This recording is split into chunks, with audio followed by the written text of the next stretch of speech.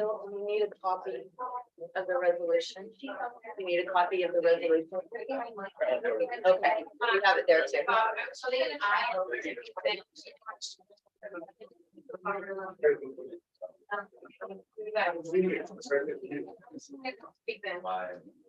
you.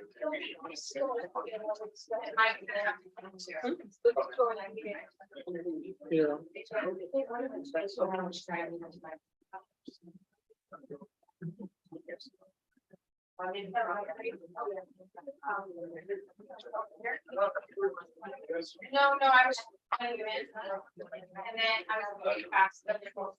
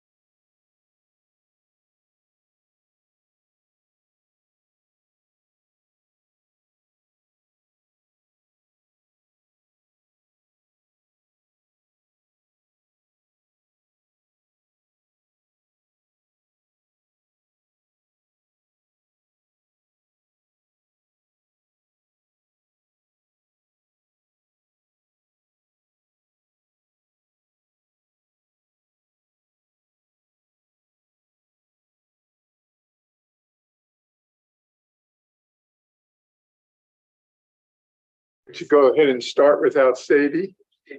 She just came in. Good.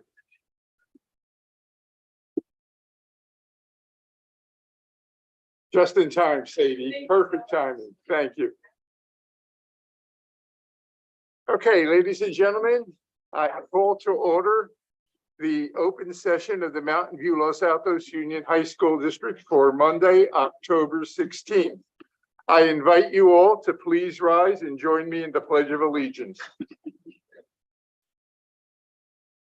I pledge allegiance to the flag of the United States of America and to the republic for which it stands, one nation, under God, indivisible, with liberty and justice for all.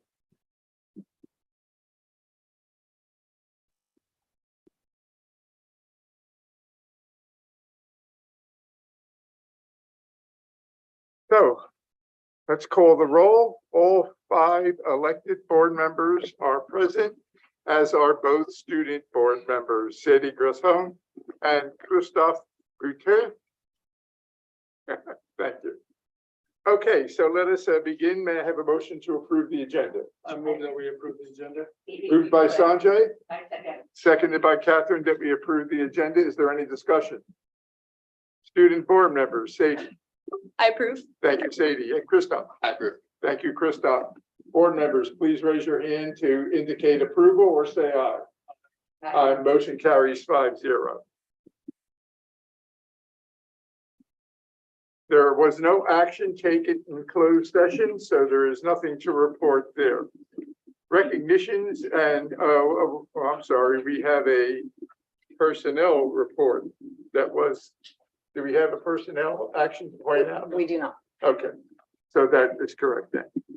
So item 9.1, MVLA Spotlight, is our guest here. Yes. Excellent. All right. Well, thank you. Thank you very much.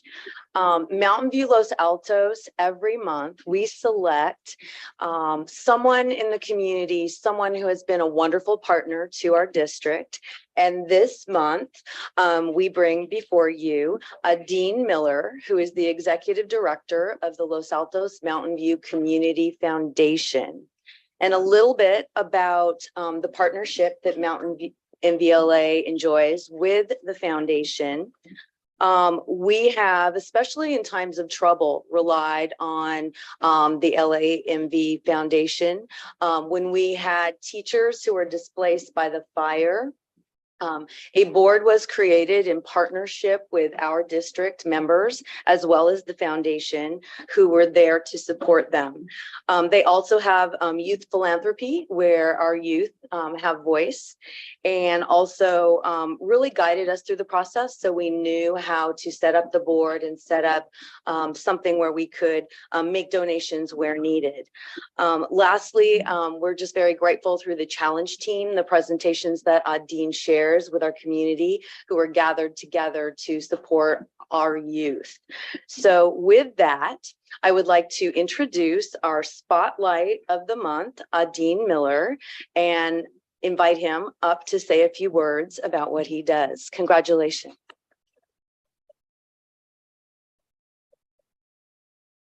Thank you so much, supervisors. Pleasure. I apologize for not making last month's meeting. And thank you for the opportunity to schedule for tonight. I do want to comment that the foundation has a wonderful relationship with the school district, and the opportunity to collaborate together on different activities and different initiatives is a hallmark of building community outside of school and building on issues that are central both to students in our school and those members of our community and those who live there together. So thank you for the continued partnership and the opportunities to work together. I look forward for future opportunities. Okay, we have a small token of our appreciation, and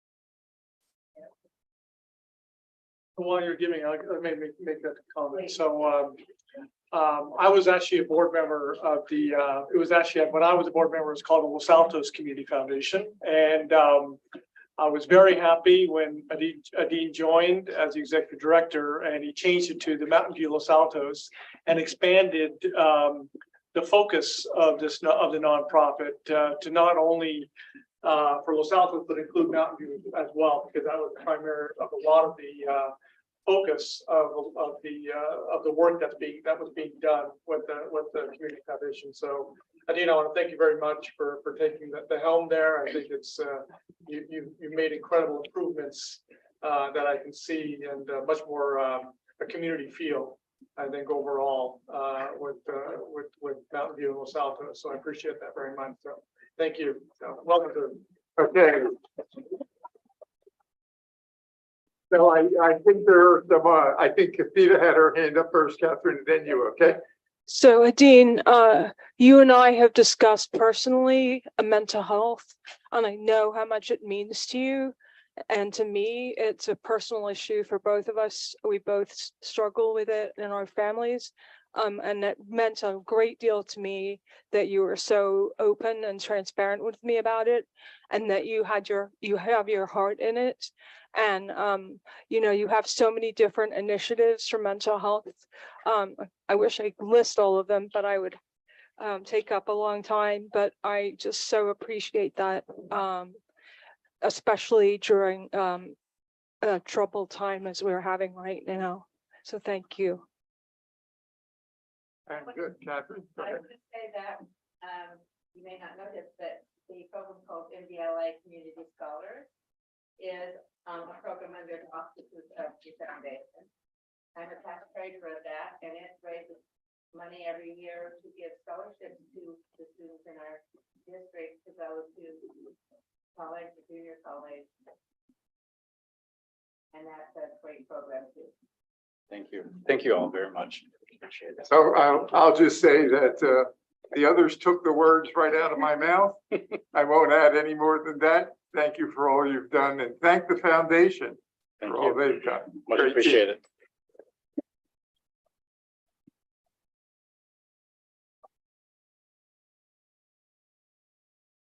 So the next item is item 9.2, which is a resolution endorsing President Biden's remarks of October 10th, 2023, regarding Hamas's terrorist attacks in Israel and affirming support for the district's affected families. If there's anybody here who would like to speak on this, there are green cards that we ask you please to fill out. Turn them into Amy here. I will now read the resolution, and then I will have speakers in the order that the cards were presented to Amy. Okay, Phil, I also have an amendment I'd like to suggest. Well, I think I have to put the as it is, and then you can suggest amendments I will. after there's a motion and things like that. Okay. Whereas the President of the United States has informed all who heard his remarks on October 10th, 2023, regarding the terrorist attacks in Israel that, at, quote, the bloody hands of the terrorist organization Hamas, a group whose stated purpose for being is to kill Jews. More than 1,000 civilians were slaughtered, not just killed, slaughtered in Israel. Among them, at least 14 American citizens killed. Parents were butchered using their bodies to try to protect their children. Stomach-turning reports of babies being killed, entire families slain. Young people massacred while attending a music festival to celebrate peace. Women raped, assaulted, paraded as trophies. And thousands of wounded, alive but carrying with them the bullet holes and the shrapnel wounds and the memory of what they endured, end quote.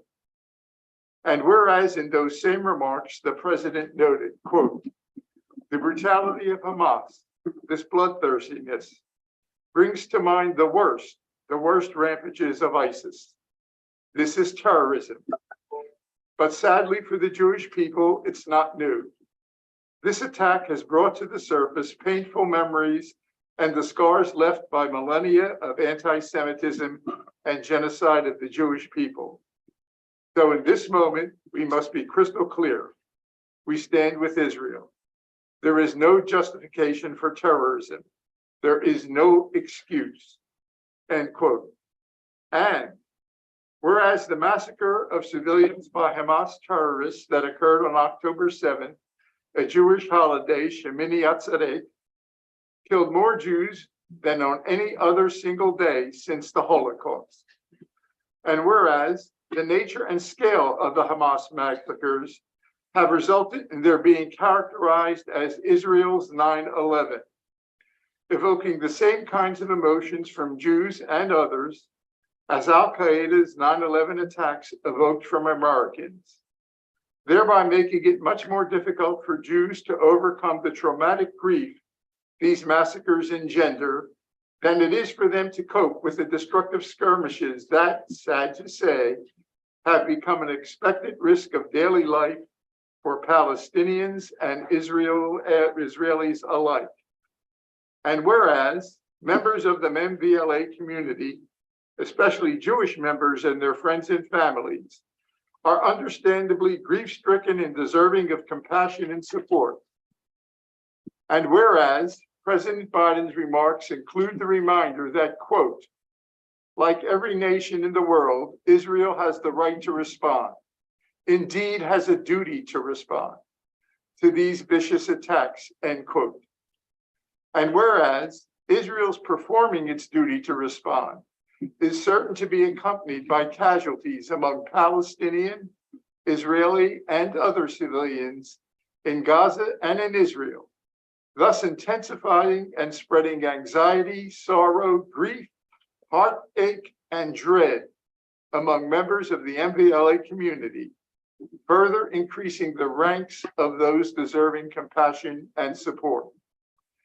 And whereas President Biden called this, quote, a moment for the United States to come together to grieve with those who are mourning, quote, and said, quote, let's be real clear, there is no place for hate in America, not against Jews, not against Muslims, not against anybody. We reject terrorism. We condemn the indiscriminate evil, just as we've always done, end quote. Let it therefore be resolved that the Mountain View Los Altos Union High School District Board of Trustees does hereby unequivocally condemn the massacres and other destructive acts perpetrated by the terrorist group Hamas. The depravity and cruelty sicken us, but they also stiffen our resolve to stand with those who promise never again.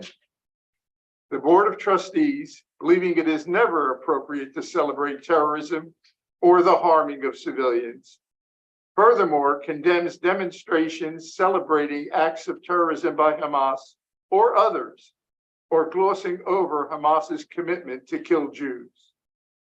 The board also endorses President Biden's remarks and emphasizes in particular that there is no place for hate in MVLA, not against Jews, not against Muslims, not against anybody. The board recognizes that this is an extremely difficult time for many members of our community who have family and friends in the region and who are in pain and grieving deeply.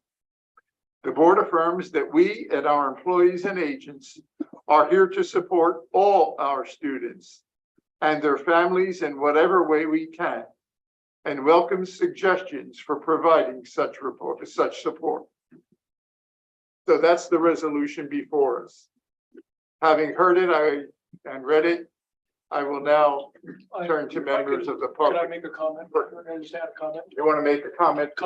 Yeah, I don't want to do it then, I just want to make a comment to it. So, so that the audience hears it as well. So this was, this resolution, I want everyone to understand, this was penned by Dr. Phil Place himself. And I thought he has done a great job and expressed a lot of what I felt and this past week. And you know, we had a conference call with my work, and we had some colleagues in Israel on the call for this conference call that we had at work. And our question was, you know, how are you doing? And her response was, we're safe, but not okay. And I thought that summed it up so well for me, because that's how I felt, right? You know, obviously I'm here in the US, but you know, the level of disturbance I felt, you know, this past week, especially as I saw it, you know, on the news was just overwhelming. And so I'm very proud of what Phil has put together.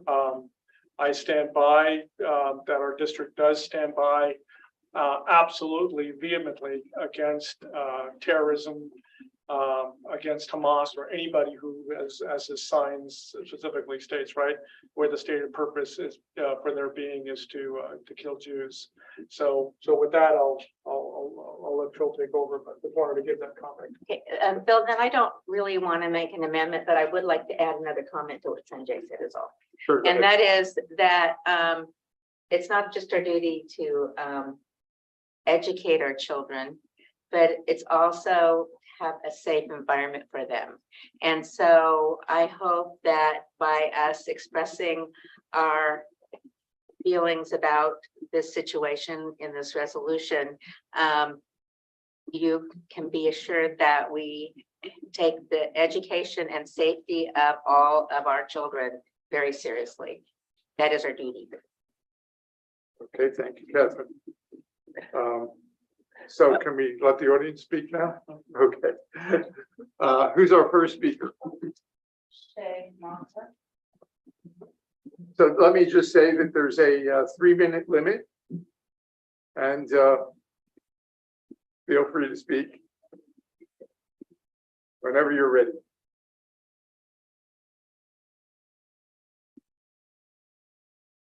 Thank you for bringing up this resolution. I ask the board to approve the resolution endorsing President Biden's repudiation of Hamas terrorist attacks in Israel and affirming support for the district's affected families. My name is Shai Manor. I'm a senior at Los Altos High School, a resident of Los Altos, and until last week, I've always felt safe. I've always been proud to wear my Star of David, talk about my Israeli culture, attend Jewish student union meetings, and speak Hebrew at school. Yet recently, this changed.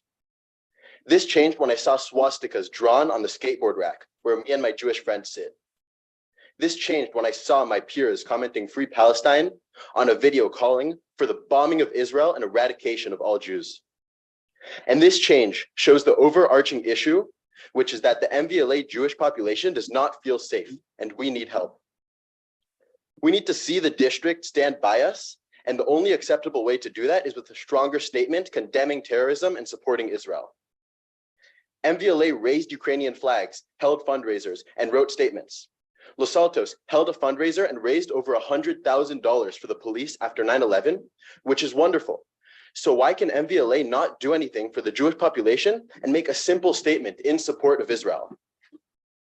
A statement is not a big ask, and it would simply recognize MVLA's stance against terrorism.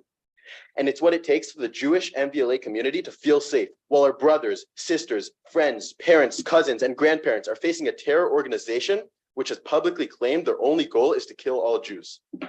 Moreover, Homestead put out an amazing statement condemning terrorism and supporting Israel. So why can MVLA not do the same? The Los Altos High School mission statement is to provide the best educational experience possible for all students. But how can you provide the best educational experience when many students do not have the basic sense of safety? We want to hear that anti-terrorism and anti-Semitism are not tolerated, because right now, it honestly does not feel that way. Silence is complacency, and I hope that we can see an updated email that will better fit the tragic, yet clearly not two-sided situation at hand. Thank you.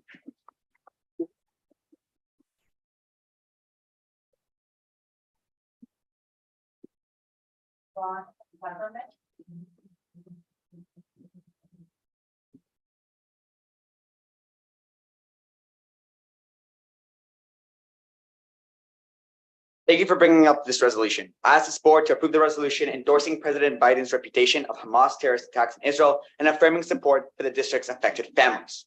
Hi, my name is Roman Zuckerman, and I'm an Israeli American who has been in this MVLA district for years. I don't feel safe. I'm currently a senior at Los Altos High School, but somehow, despite all the promises of increased safety as a priority of this district, I still don't feel it. Is this how students in a learning environment should feel? Should they fear for their safety while trying to learn about science or humanity arts? As a district board and an administrative group of the schools, I urge you to pass this legislation. It is your responsibility to ensure the safety of students in schools. If you won't condemn and denounce the acts of terrorism in Israel, then why should any non-Jewish student at Mountain View or Los Altos? If you won't take a stance against anti-Semitism as a leader of the schools, then why should others feeling courageous or passionate enough to? All students, regardless of what school they are part of, deserve to hear that the actions of terrorism are not tolerated and that anti-Semitism will not be accepted in any learning environment throughout the district. But your current attempts of stating such have been unsuccessful and have led to Jewish students being deprived of their most necessary and fundamental right, safety. Because if you, an administrative board that is all at the forefront of the school, can't even call out against the atrocious terrorism actions that are happening in Israel, then how can you say that students are truly safe at school?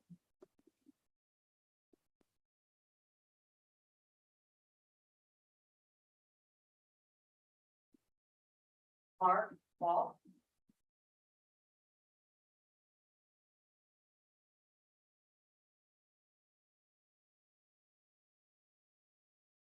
Hi, I'm Mark Balch, a long-term Mountain View resident with 2 children in Mountain View High School and a 3rd graduate. I've spoken at prior board meetings about the history of the Jewish people and anti-Semitism. I asked this board to approve the resolution endorsing President Biden's repudiation of Hamas terrorist attacks in Israel and affirming support for the district's affected families. Now is the time for unqualified condemnation of Hamas's barbarism. Jews have lived in Israel for thousands of years. We were subjugated by the Romans, the Ottomans, and the British Empire. We've been massacred by our neighbors throughout. Sfat in 1834 and 1517, Hebron in 1929, and in the 16th century. We were invaded in 1948. When Hamas keeps coming back year after year trying to kill us, this is the tragic outcome. Babies, women, and elderly hostages paraded and mutilated in the streets. Hamas terrorists bragging on social media with gruesome pictures and video of their atrocities. Same as the Nazis, rounding up Jews going door to door, shooting us at point blank range in our homes. Babies, children, women, men, elderly, bound, tortured, raped, executed, burned alive. 1,200, 1,300 victims. This is pure evil. President Biden has courage to support the Jewish people. Governor Newsom too. Senator Alex Padilla, Representative Anna Eshoo, State Senator Scott Wiener, State Senator Josh Becker, Assemblyman Mark Berman, and many others. I urge this board to have the courage to endorse Biden's clear and ambiguous statement. Superintendent Meyer, we ask for better than your statement last week that everyone is hurting. This is not symmetrical in any way. Hamas set out to hunt, kill, and kidnap Jews. I urge you to issue a clear, unambiguous repudiation of Hamas genocide against Jews. Please, it should not be difficult to recognize and stand up against evil. We all know it, we all see it. I ask for your support. Thank you.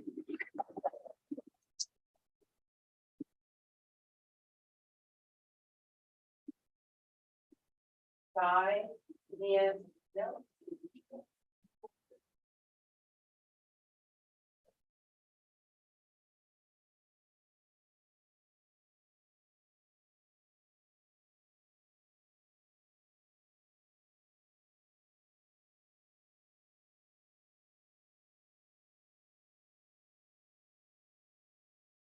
Hello, Guy Miaznik. I'm a longtime resident of Mountain View and Los Altos, now in Los Altos, 3 kids through the system that you are governing, Mountain View and Los Altos, and a current freshman. I'm also a board member at Kehila High School, which is a neighborhood Jewish high school, and I'm also a board member at the Jewish Community Federation of San Francisco in the Bay Area. I thank you, first of all, for your service. I know this is a volunteer, unpaid position for almost all of you, and you're here because you're passionate about education and you're passionate about our community. So I appreciate what you do and the work that you're doing here. I'm here really to voice my pain, the pain of the people that are here all around us that came. I'm not sure how many times you have such a forum coming to these meetings. I've been in board meetings and I don't see that many people in the community coming here. It shows how much people are hurting. They care about what's going on and they come there to basically voice their concern and voice their pain. The Jewish community experienced 10 days ago a horrific day that we've never experienced since the Holocaust. I'm not sure if the magnitude of that comes out. There's been fighting, there's been wars, there's been attacks. We've all seen that. But the horrifying experience that happened 10 days ago, the horrifying attack, is something unprecedented since the Holocaust, since World War II for us. And the impact of that cannot be imagined. We've seen brothers and sisters slaughtered. We've seen women raped, paraded after that in the streets of Gaza. We've seen babies burned. We've seen elderly kidnapped. 1,300 people slaughtered in a way that one can't imagine in one day. We've seen pure evil. This is evil. This is not a war. This is not a conflict. This is pure evil directed at us because we are Jews, because Israel exists, because we exist. And that's painful. That's horrifying. And that's why people here are standing and coming and shouting and asking really for your recognition of that at the minimum. And really to be with us in this time of pain and in this time of concerns. One example, Daniel, this lady, this girl, she's actually a Palo Alto, she was a Palo Alto resident. She's the daughter of a friend, an entrepreneur, a tech entrepreneur, like many people you know and are members of this community, who actually built a beautiful company that is employing thousands of people in our community. Daniel was murdered because she was a Jew, because she was in a house, in a party that was running, the party, a peace party that they were jumping and laughing. You may have seen some of those videos. You can imagine a rally here in Los Altos High or in Mountain View High with thousands of people, and suddenly terrorists coming in and killing 270 of your students. We can even imagine exactly like that.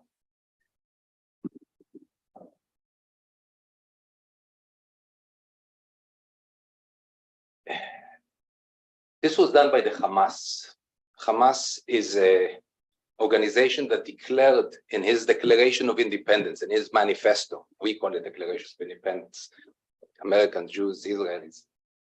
In their Declaration of Manifesto, it's about killing Jews, it's about destruction of Israel, and it's about creating a Muslim caliphate, a Muslim fundamentalist ruling.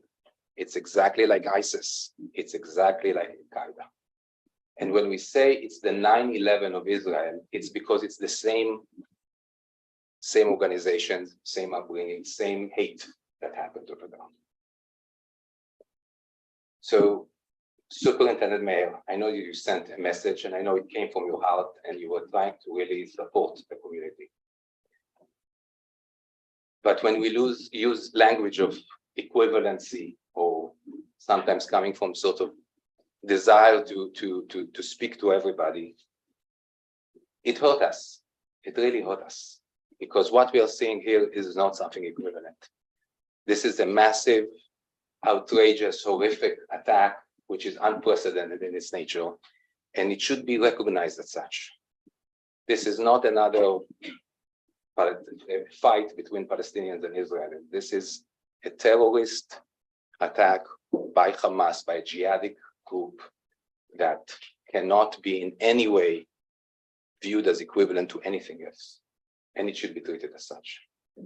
And that's why one of our asks is to send a corrective message about it. I think it's appropriate. I think some of the other superintendents in our region have done something like that, and this is a clear ask for you. Biden's speech showed the moral clarity. It's not just the words, it's the fact that he could identify what is evil, what is bad, what is something that no one here can accept. And this is something that we can all learn from. He's our president, he's our leader, and many, many leaders out there in the country have accepted the same thing. And we should as well here. I mean, you are the leaders of our educational district, and you are sending a message to the community, but you're sending a message to our kids as well. And the kids need to know what's bad. The kids need to know what's evil, and needs to say, this is evil. This is unacceptable. This is something that no one can tolerate. And this is something that is not equal to anything else. So I want to ask from you, approve this resolution. I think it was very well phrased and conveys the severity of the event. I'm asking if you can send an updated message that identifies and recognize that. And then care for the security of our community, our kids. People are scared now. There was a day of hate on Friday. You may have heard about it. How many times did we close Mountain View and Los Altos High because of threats to the community? I don't recall any, and I've been here for 20 plus years. On Friday, Jewish schools were closed down, were shut down. They were shut down at the end because someone like you wasn't willing to take the risk that something will happen to the kids while at school. This is in our community. This is Palo Alto Hill. It's not at the end or the other side of the world. You've seen graffiti in San Francisco, kill Jews. This is our community. And we need to be very, very clear about what's acceptable and what's not acceptable and what we go very clearly against. And that's our ask of you. Please be clear in the message to the community. Please be clear in the message for our kids and protect our entire community in the process. Thank you.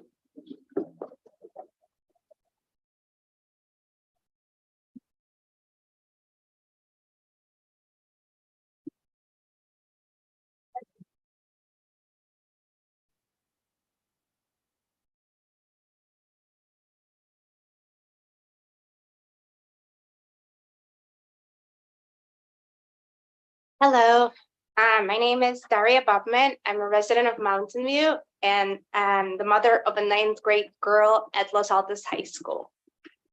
Our family are Russian Jewish Americans. I'd like to thank the board for listening and bringing up this resolution. In the aftermath of the barbaric terrorist attack on Israel civilians by Hamas, I ask you to pass this resolution and for an updated letter of support from the superintendent that echoes support for the resolution. On October 7th, Hamas attacked Israeli civilians and murdered 1,300 innocent people, including women, elders, and babies. This is a terrorist attack against innocents that resulted in the greatest genocidal massacre of Jewish lives in a single day since the Holocaust. They took an estimated 200 hostages into captivity, including small children. They raped women, paraded them through celebratory crowds. There is no rationale for such specific and intentional murder and kidnapping of civilians. Showing moral clarity right now to stand up to this unbearable evil is vital. This is what Joe Biden, Gavin Newsom, and Chancellor of UCSF, Sam Hoggood, have done. I work at UCSF. To mention just a few. If this isn't the moment for good people to stand up for the most basic ideals of our civilization, that moment will never, ever come. Last Friday, when Hamas encouraged the global day of jihad, my 14-year-old daughter was afraid to wear her Jewish star necklace, which would identify her as a Jew when going outside. And this is in America, right? My kid is afraid to go outside and show what she is. Like her many Jewish and Israeli classmates at Los Altos High School and Mountain View High School, these kids are stressed and scared. The barbaric Hamas attacks weigh heavy on them and their families and friends. They need to hear words of support from their administrators and be assured of their safety on high school campuses, including in their classrooms. Thanks so much for listening, and I hope you will pass the resolution and issue an updated letter of support that echoes it.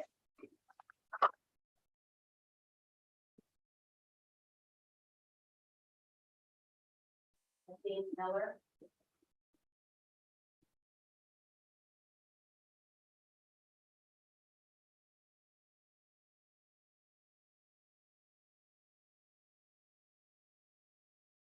Good evening. My second time up here, very different hat. I'm also, as one of our speakers said, an American Jew and an American Israeli. I lived there for 5 years. I experienced what it felt like to live in moments of tension around terrorism, and haven't had that experience until 9/11, and then again last week.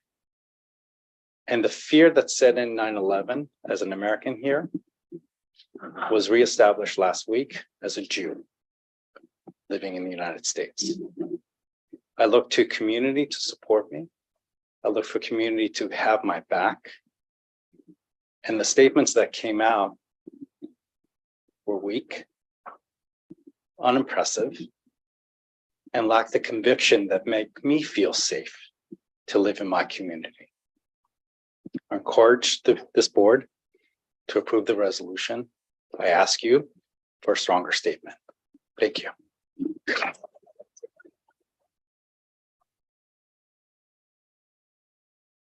Noah Reardon.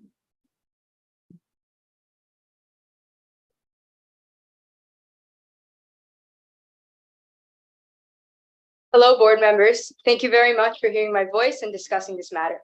My name is Noah Miaznik. I attended Los Altos High School and now I'm on a gap year before attending Duke University. I ask you to support this resolution. Last week, on October 7th, I was in Israel on a leadership gap year program in the north, right on the border of Lebanon. On Saturday, the first thing I woke up to was my friend telling me there were missiles in Israel. And while this was scary, I knew this wasn't something new for Israel. However, a few minutes later, I realized this was much, much worse. Hundreds of Hamas terrorists entered from Gaza to a music festival, slaughtered 270 civilians, raped women, and kidnapped hundreds of others. My heart broke. Try to imagine 100 terrorists rampaging high school homecoming. On Saturday, my entire gap year program was in complete shock. My roommate began sobbing, worried about her parents that happened to take a trip to the south for her dad's birthday. My friend was scared for her sister's life as she was at the music festival when the terrorists attacked. Throughout the entire day, we were all constantly checking our phones, afraid of what the notification might be. We were worried about our family, about our friends, and about innocent civilians. That evening, we decided to all sleep in a bomb shelter together. We knew that the 15 seconds we had to get to the shelter, if we were to sleep in the dorms, wouldn't be enough. First thing in the next morning, we got ready to leave. As I walked outside the room, I heard bombs dropping. I quickly threw some clothes in my suitcase and we were immediately evacuated back to Tel Aviv. On my way to my grandmother's house, my friend told me his friend was murdered. The next day, my other roommate couldn't join a Zoom meeting because she was attending her friend's funeral service. I felt afraid, angry, in shock, and a lot of uncertainty. I went to volunteer with a few friends, sending food and basic needs to victims. 3 days after the initial attack, I flew home. When I heard about the Hamas hate day on Friday that called to kill Jews all over the world, I was devastated. My family stayed home. My Jewish elementary and middle school shut down. I heard about graffitis of "Kill the Jews" in San Francisco. There was a serious concern of safety for the Jewish people in our community and in the world. I've grown up in Mountain View and Los Altos my entire life, and now I'm questioning if this community is a safe place for me. President Biden said, "The brutality of Hamas, this bloodthirstiness, brings to mind the worst rampages of ISIS. This is terrorism." I hope that you can make a similar statement to that of Biden's, recognizing Hamas as a terrorist organization and condemning the attack, and that you can make us all feel safe in the MVLA community. Thank you.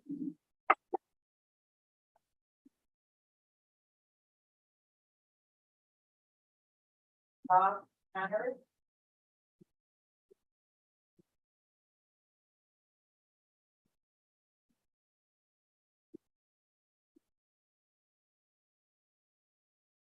Hi, my name is Nadav.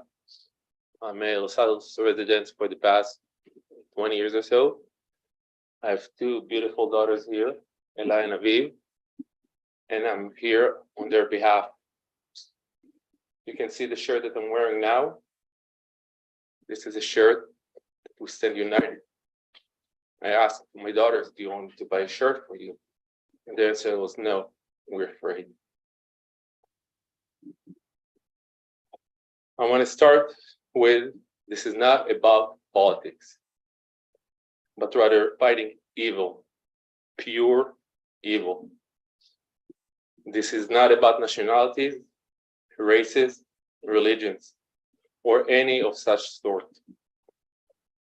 As you might know, Hamas butchered people from many races, religions, including Muslims, and nationalities, more than 15. Hamas is a terror organization. Hamas won't stop until Israel will cease to exist. Hamas is being considered as ISIS on steroids. They should not be called animals. They should not be called evil people or evil humans. They are savages. They are barbaric. They are terrorists.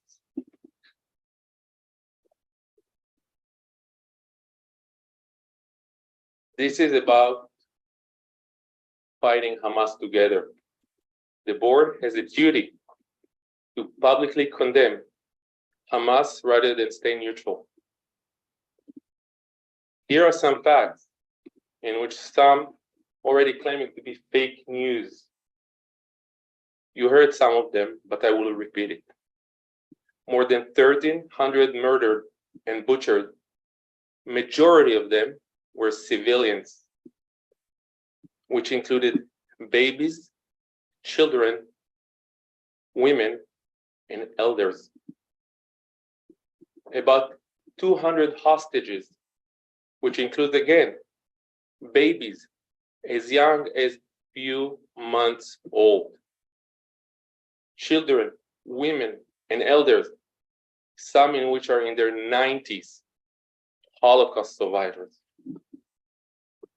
Babies were obliterated, including, but not only, beheading and burning bodies, children, babies, children, and women.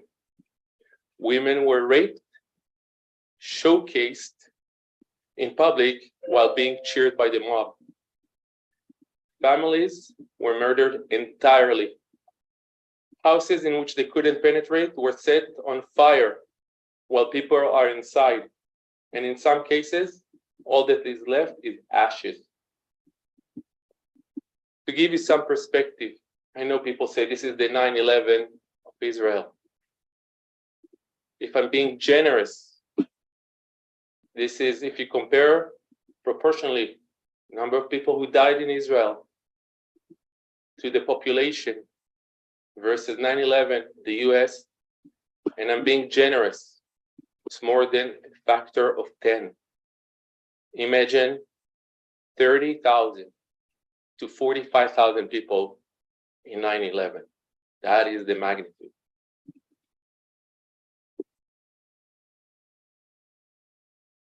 Last but not least, the bottom line. I want you to remember that the Israelis will put their weapons down. There is no doubt after these events that Israel will cease to exist. If it is the other way around, there will be peace. So I don't want anyone to think Israel is happy about going to the Gaza Strip and fighting.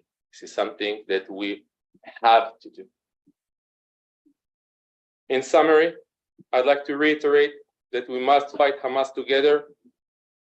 I'm asking the board and everyone in the school to condemn Hamas and not allow people to justify their brutal, barbaric terrorism.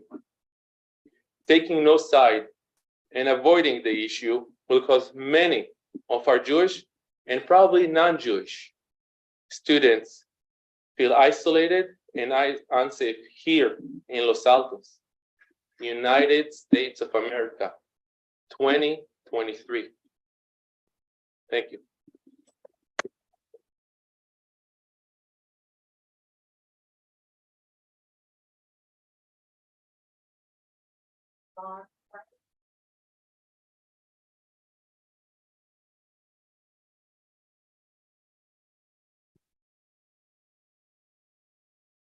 Board. My name is Elon Frank. I'm a parent of 3 children here in the Los Altos Mountain View School District. Raped teenagers, burnt bodies, mutilated babies. These are just some of the genocidal atrocities that happened during the Holocaust. I grew up learning about these crimes against humanity. And I remember that my main question was, where was the world? Who stood up?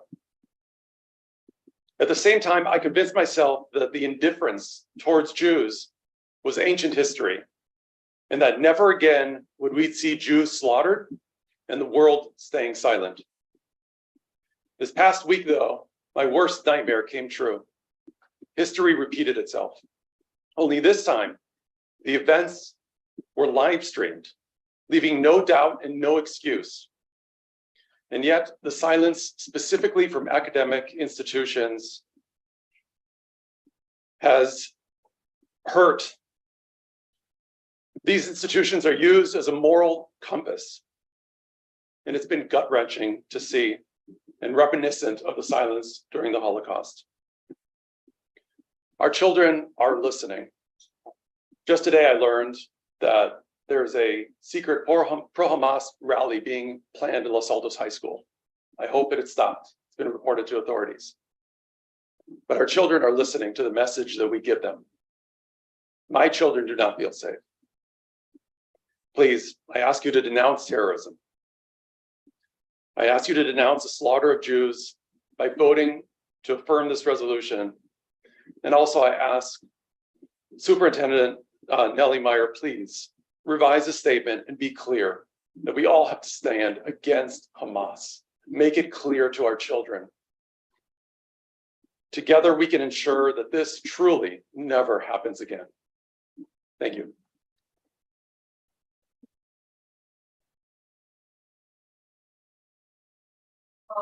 Frank.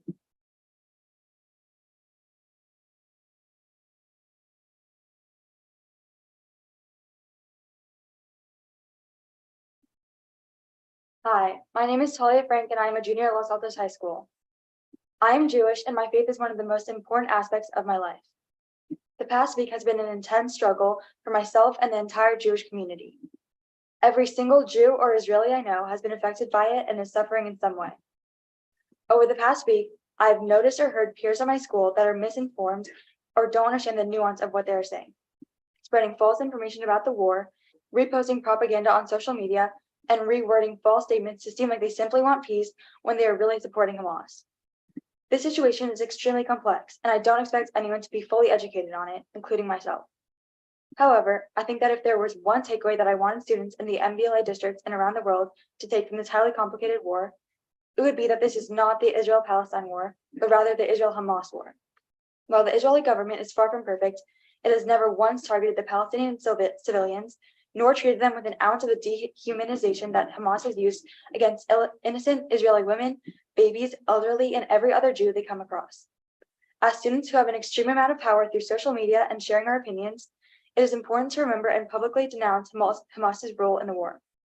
They purposefully locate their weaponry in buildings under civilian homes, hospitals, and cities, emphasizing their terrorist tactics even against their own people.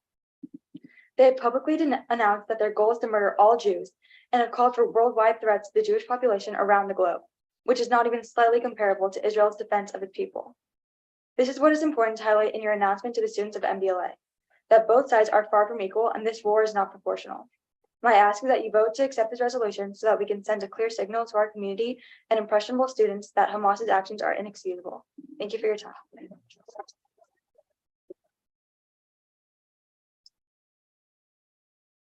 Becky Gamison.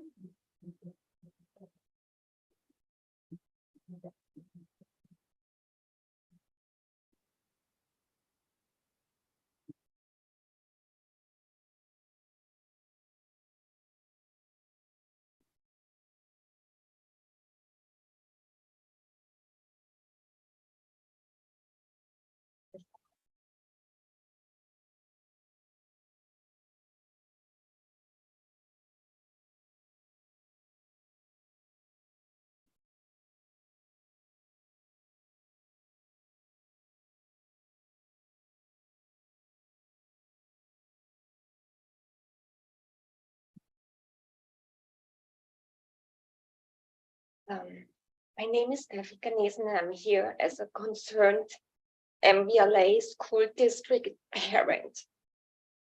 I'm not Jewish, I'm not Israeli, but I would be very proud to be one. I'm here for my two kids that are middle schooler and a high schooler. and I'm a global citizen for right and wrong. First, I want to thank you for bringing up the resolution and state that I'm in full support of the resolution. As any decent human being, I was struck and devastated by the horrendous atrocities that the terrorist group Hamas inflicted on the Jewish people. And I also want to say I'm not the only one that's not Jewish or Israeli. You don't need to be Jewish or Israeli to be against this. You need to be a decent human being.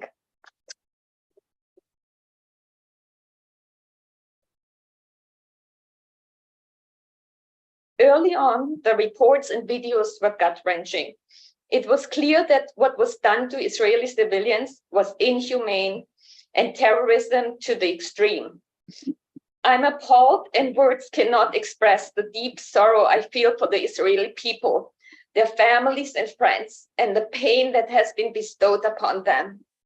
This is against all conduct of war, of civilized human beings. This is wrong. Early on, I was looking at leadership from local to national officials to denounce these heinous crimes on the Israeli civilians. I did see this right away by President Biden and many high-ranking officials. When I received the various email statements from superintendents, principals of our schools, I was searching right away for strong statements denouncing this vicious, inhumane attack and acts towards the Israeli civilians. I was searching assurance in the emails that this, our community, our district, is behind the Israeli people in their enormous sorrow and pain inflicted upon them, vowing to unequivocally support them and their family members, wanting the message for our children, all our children, to express something they could look up to. The district communication and many of the other school officials did not depict that. I was disappointed. Statements were made trying to equalize what was happening in Israel by lumping it together with Gaza. Both sides are not equivalent. Israel was attacked, defending and protecting its civilians, retaliating and following the contact laws of war. Hamas is continuing its barbaric actions, including endangering their own civilians, using them as shields, and proudly showing that off. Messaging alone is not enough. The right kind of messaging is needed that depicts clarity and stands for what is right and what is wrong, and what you will do. Messaging that transcends a supportive and protective environment that will extend to the Israeli community and their children in school. All our children especially need to see the right kind of messaging and behaviors by our schools, our officials, our staff, and our teachers. Strong messaging that will denounce any hate speech or hateful behavior towards the Jewish people, or any hate speech and hateful behaviors towards any other group, including towards Muslim individuals in our schools and communities. And it starts at the top. It starts with you, because it trickles down to our principals, our faculty and administration, our teachers in the classrooms, our surrounding communities, and especially our students, our children. I urge this board to have the courage to endorse Biden's clears to continue supporting the right thing in this community.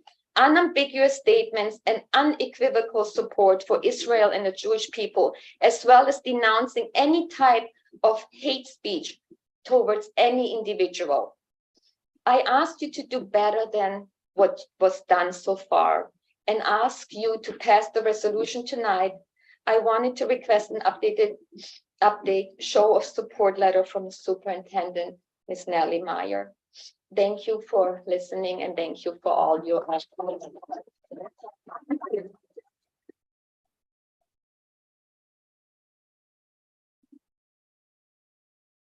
call the I'm not gonna speak, I just want to say that I'm a mom of two Mountain View alumni and a part of South High School. I would like to support all the students and friends who spoke so far and to ask you to approve the resolution.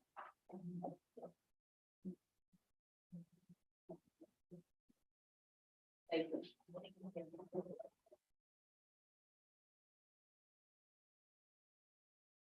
Diana Martin.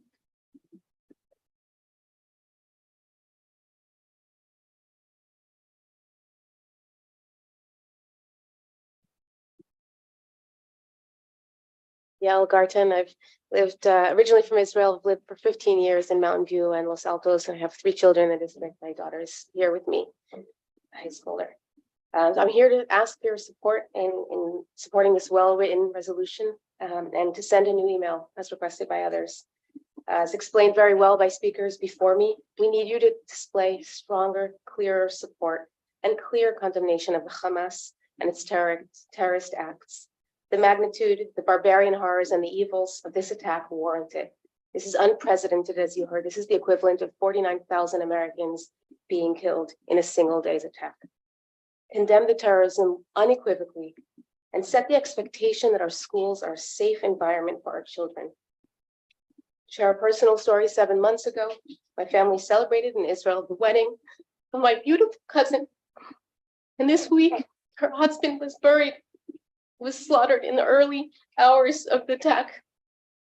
Every day, I check in with my parents and my siblings as they sit in the bunkers, checking that they're okay, as the missiles keep firing on Israel.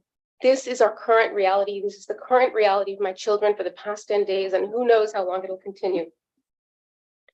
And of course, beyond the horrors that have been done to the Israeli civilians and citizens, it's of course tragic that the Hamas is using Palestinian civilians as their human shields and causing them casualties as Israel defends itself in this existential defense against the missiles that continue to rain down upon them. This reinforces the clear need to condemn Hamas and the terror that it is bringing upon so many civilians. 2 of my children are Los Altos high school students. One of them is here with me. And after what was the worst weekend of their lives, after they saw us grieving, after they witnessed these horrible, horrible events so close to home, they and we were shocked that there was no understanding as they went into school of what was going on, what they were going through. There was no discussion. There was not a single educator that asked them, how are you doing? That said, hey, I'm here for you if you want to talk. So while I don't believe that the classrooms need to foster all of these discussions are complex. I am shocked that the heads of our school, our superintendent and our principal didn't lead by example and send a clear message of support to our community, to our children, by clearly condemning. As my 14-year-old described it, the single villain of this story, which is Hamas, with their evil acts of terrorism. We expect this from you. Please help my kids, help all of our kids feel supported and feel safe, because right now they do not. Thank you.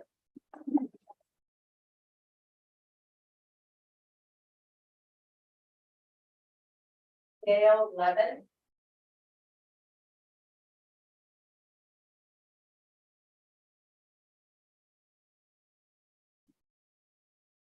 My name is Gail Levin, and I have 2 students at Mountain View High School, one who recently graduated, and one of them was studying abroad in Israel from January to May of this past year. It has been very hard for her, as you might imagine, and it has been very hard for her not to feel supported at Mountain View High School in the classroom and by the example set by the leadership and your support, your statement that did not fully support her and her hour of need, that tried to equalize the 2 sides. Not only was she in Israel, She was on a program, a very small program of 42 students. And one of her teachers was the parent of a hostage who you may have heard of, a Chicagoan by the name of Hirsch Goldberg Poland, who was in a bunker, who had his arm blown off by a grenade, who made a tourniquet out of his own shirt and was taken, and his cell phone was last seen outside of Gaza. This is the reality of our students and what they are dealing with and what they are facing. They deserve the full support of the board, and I echo that the statement that you made was very powerful. We would like to hear more from you, Nellie, as well. Dr. Myers, we would like a firm statement of support, and we would like to have more compassion in our classrooms as well. I have to echo the same thing, where she did not get any support in her classroom, any teacher asking how it was after something like that. And we deserve better. Our students deserve better. They should feel compassion and safe in their schools. So I urge you, thank you so much.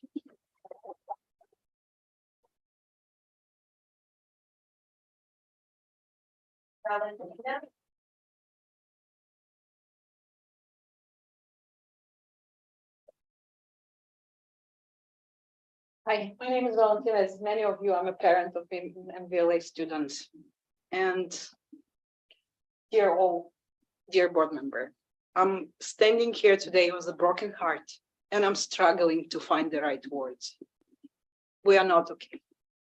We will be, but we're not okay. What happened in Israel on October 7 is inhuman. It's hard to imagine. Pure evil that happened in real life, not in the Marvel movie, real life. Massacre, rape, kidnapping of innocent people by terrorist organization Hamas. I will not repeat the numbers, you've heard enough of them today. But let's make it clear, this attack and Hamas, they represent terror and evil. That's all they represent. And the only way to fight this evil is to get united against it. All of us, Jewish and many of my non-Jewish friends, stand together against terrorism. That's what we stand against, terrorism. As simple as that. That's not about politics. This is about the fight of good and evil. We must teach our kids about good and evil. That's part of what we do as parents. We must teach them that there is no place for hate and terror. We must teach them to condemn and to stand against terrorism, stand against evil brought by the likes of Hamas, ISIS, and other terroristic organizations. We teach them these values at home. And school is a big part of this process.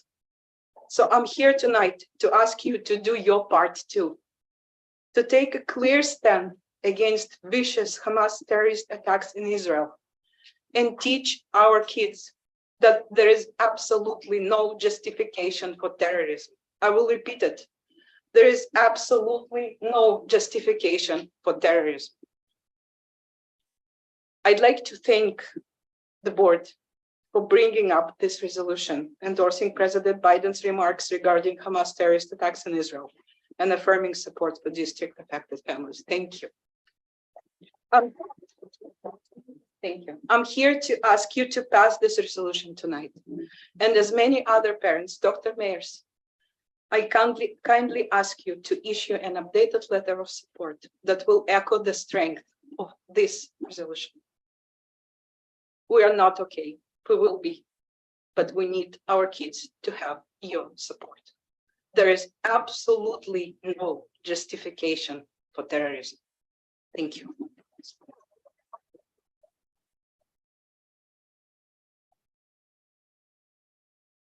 Aria.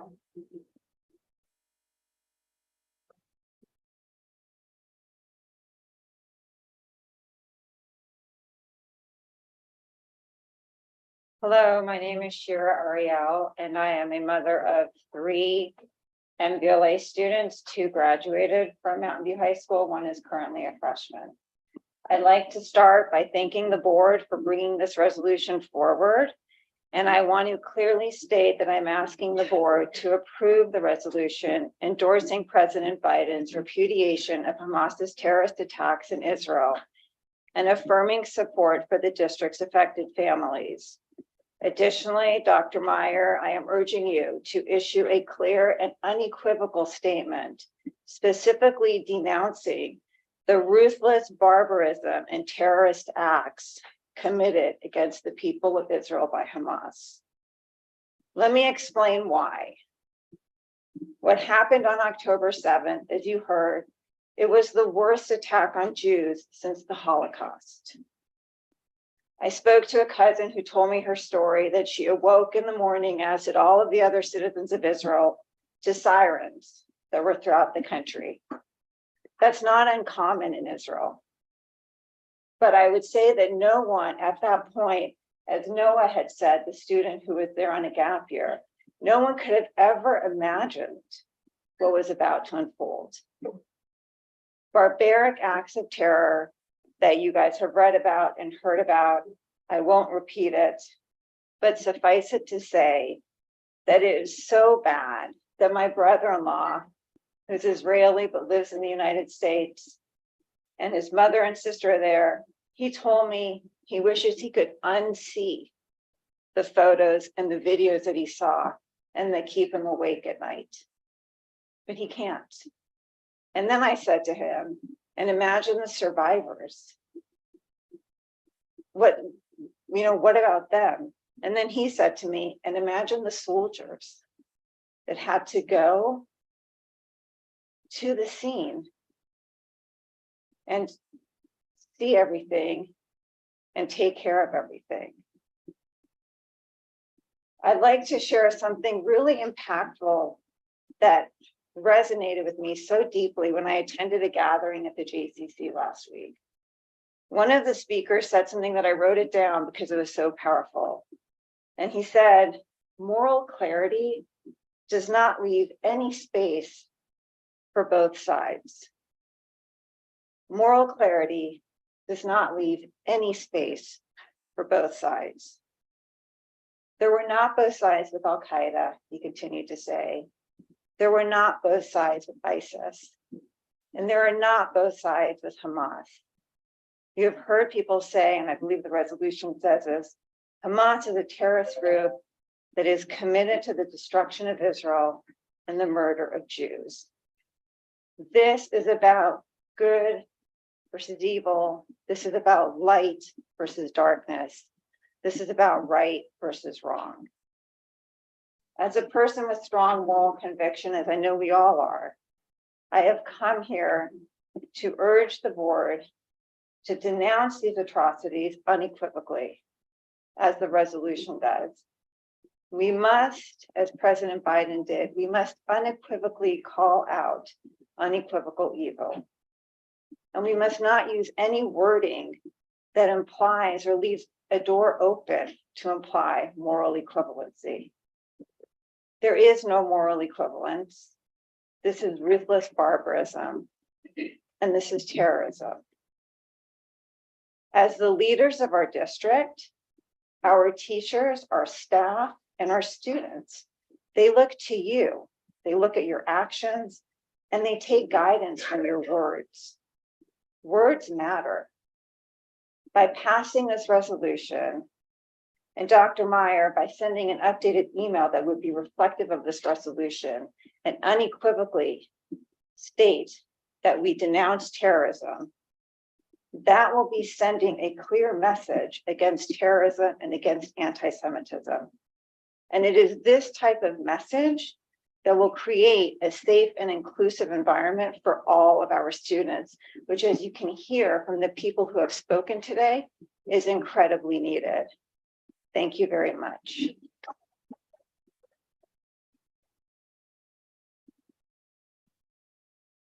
Johnny Rosenbowski.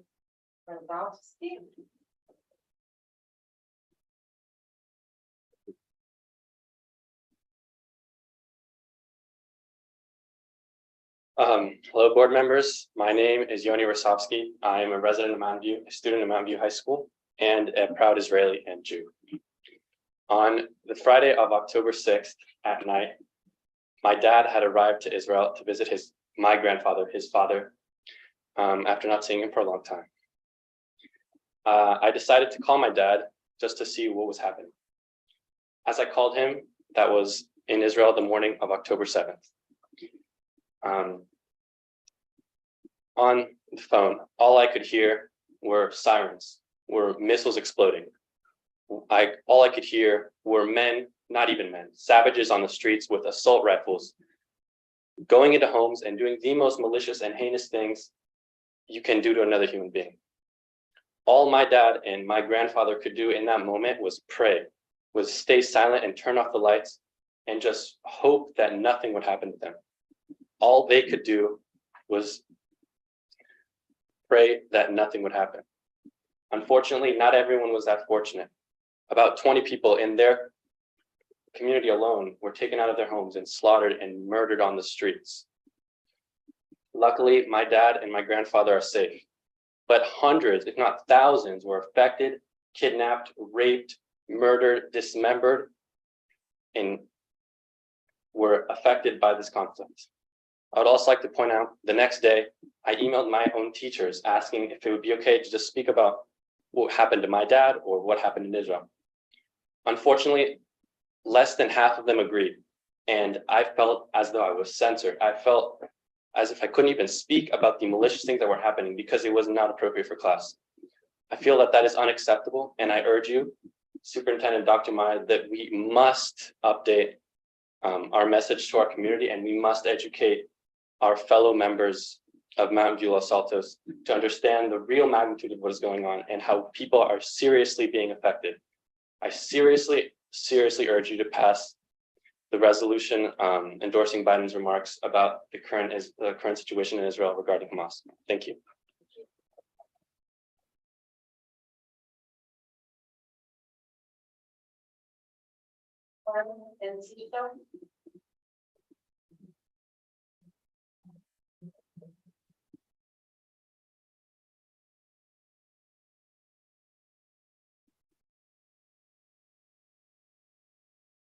Hi, thank you all for volunteering of your time and energy. I too am not Jewish, but I am raising 3 Jewish daughters, and I'm very close to the Jewish community.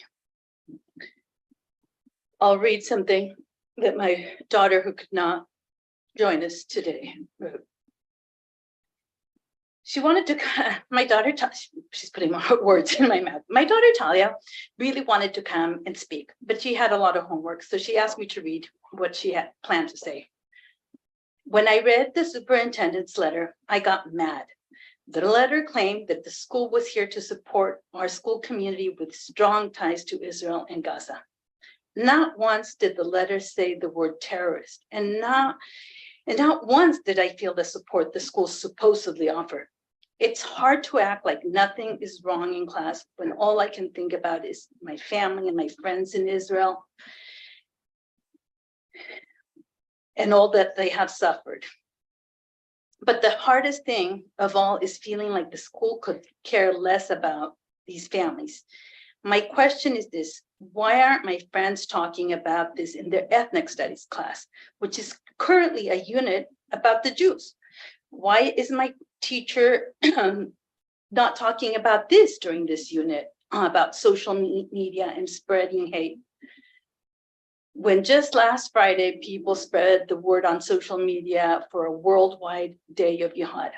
I need the school to talk about what's going on. Just today, Talia shared with me that the teacher was encouraging them to talk about racist things that they had seen on social media. And Talia said, well, the day of jihad. The teacher had no response. Some of her fellow students said, yes, I agree with you. So my ask for you is to educate teachers so they can handle this. I'm a therapist. I've worked in the schools. I've worked in Mountain View. I've worked at Los Altos. I worked for an organization called Acknowledge Alliance.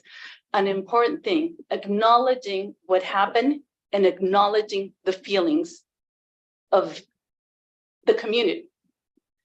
I hope none of you had to experience the death of a loved one that's unexpected. Unfortunately, I have. And if you have gone through that, you know how hard it is to go around when you're in your grief, but the world goes on because they don't know what happened. Well, I think that's what the Jewish community is feeling right now. We are not okay. So please send an updated letter, Dr. Nellie Meyer, and thank you for the new resolution.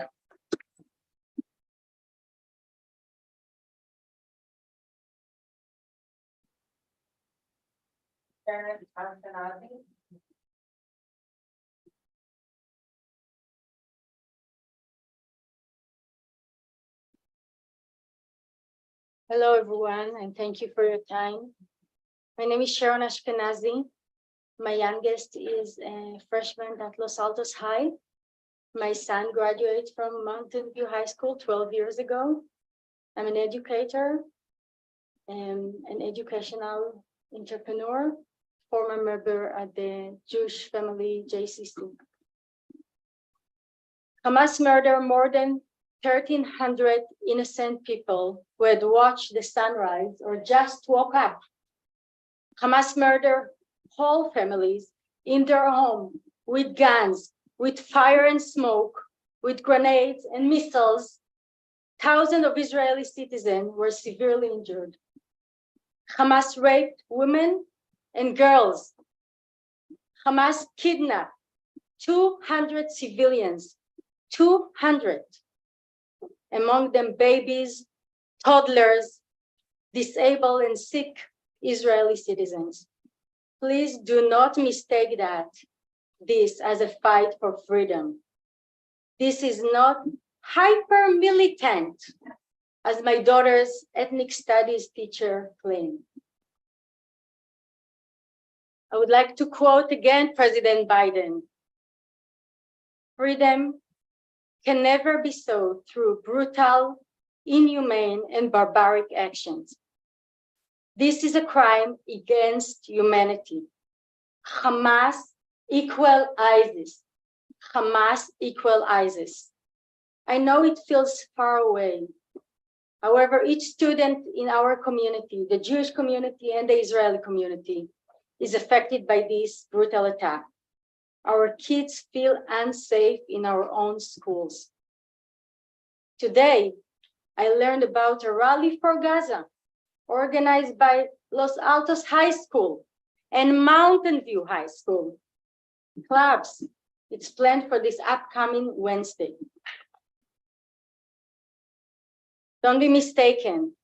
Like Al-Qaeda didn't stay in Afghanistan, but took the life of thousands US citizens. Hamas, like ISIS, has no plan to stay in the Middle East. Help us keep our schools safe by condemning this brutal attack and by prohibit political action on campus. Thank you.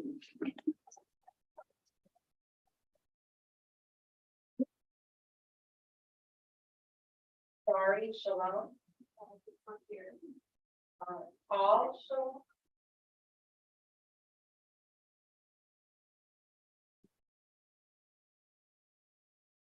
Hi, I'm Tal Shalon. I'm a mother of 4, 2 in high school. I don't want to repeat everything my friend said. Of course, I would like the board to approve the resolution.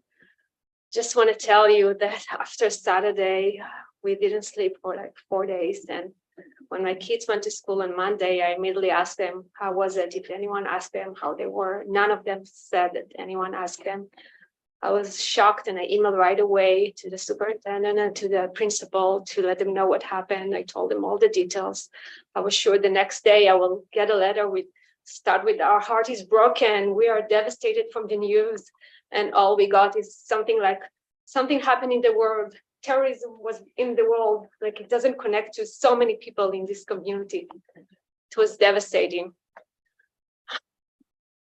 And then the second phrase was, the terrorism is in Israel and Gaza. Like it's the same to go and kill babies in their bed and a military that try to defend itself. How is it not clear? I'm like worried. Who are the educator of our kids? What are they teaching? You have a responsibility for the next generation. All of the kids here are going to be leaders. That's the moral standard you're teaching them. I'm really, really worried about that. I'm also worried about their safety. And I want you to do more. You need to do more. You can't just say you are giving empathy without giving it. You can't say that you are moral without being moral. Thank you.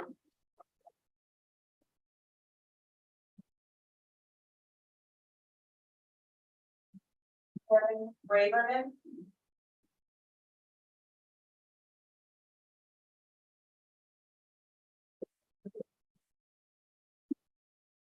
Good evening. My name is Karen Braverman Bujanover. My daughter is a 10th grader at Los Altos High School. Our family's been in Mountain View School since 2013.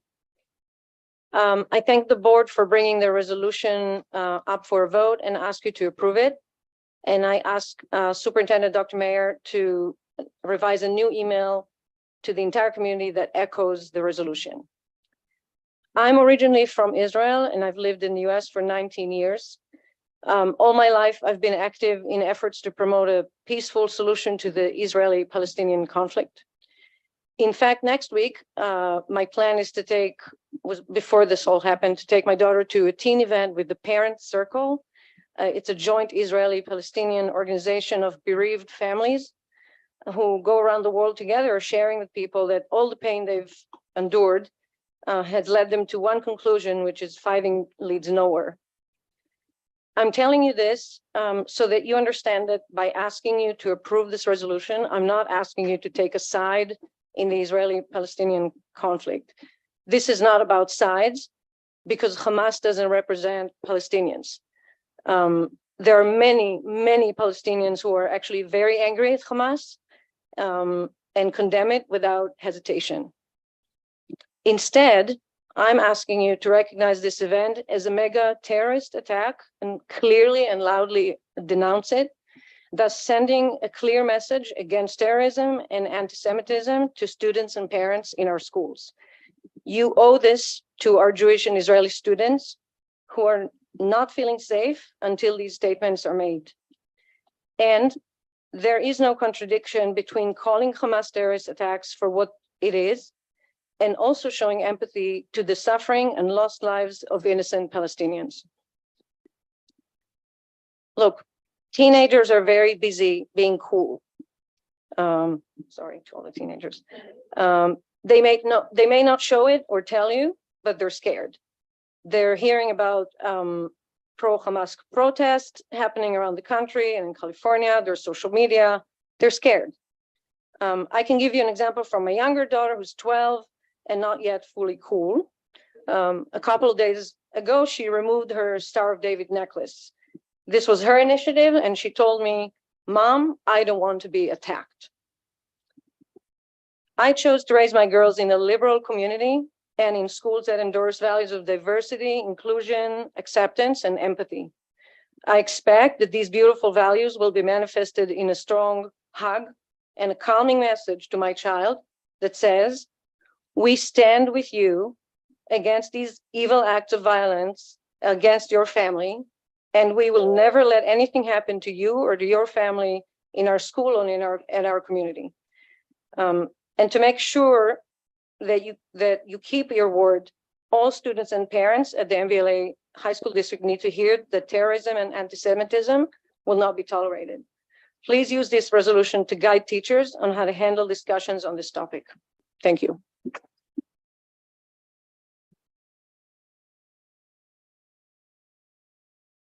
Okay, it's this thing.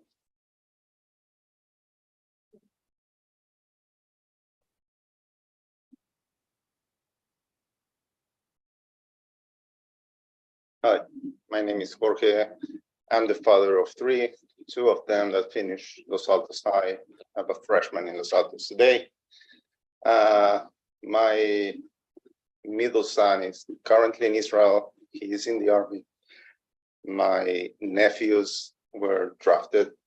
My nephew is 31, father of 6-month-old twins. And I can tell you that nobody wants this war. nobody elected to be in war, but we have no choice. After what happened on October 7th, we need to defend ourselves. Now, we as a community, we have a question to answer. What is what we are going to do? And here, there is no politics. This is plain terrorism. You, as educators, you need to educate our kids. We need to be very clear. There is good and there is bad. And this is plain bad.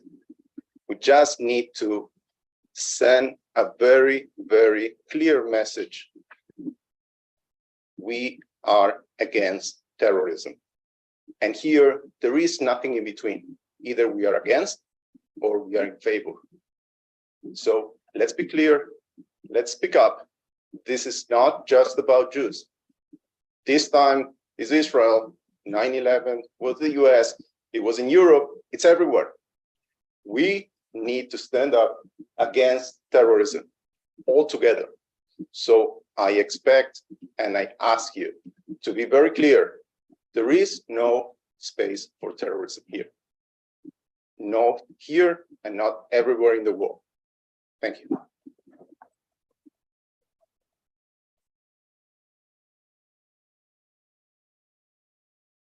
Dana Matter.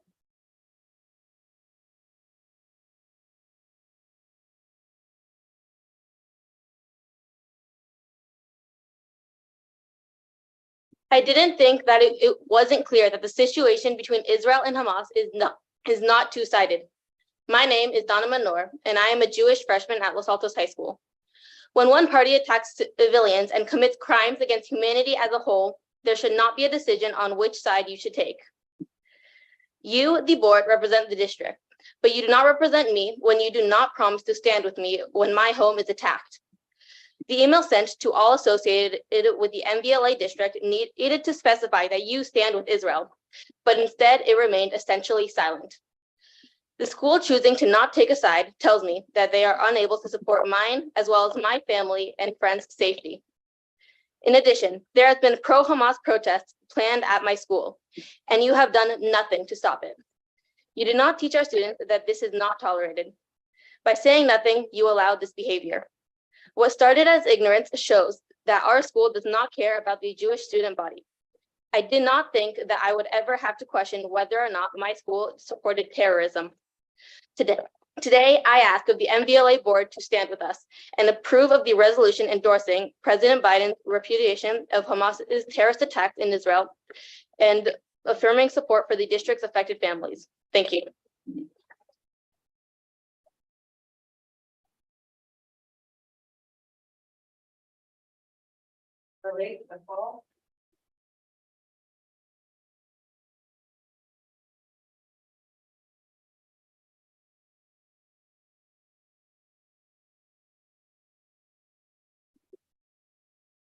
Good evening. I'm Malik DeCall, a junior at Los Altos High School, a current Los Altos Youth Commissioner, and a proud former student advisor to our Governor Gavin Newsom, who promptly and correctly released a strong statement after the unjust invasion of Israel.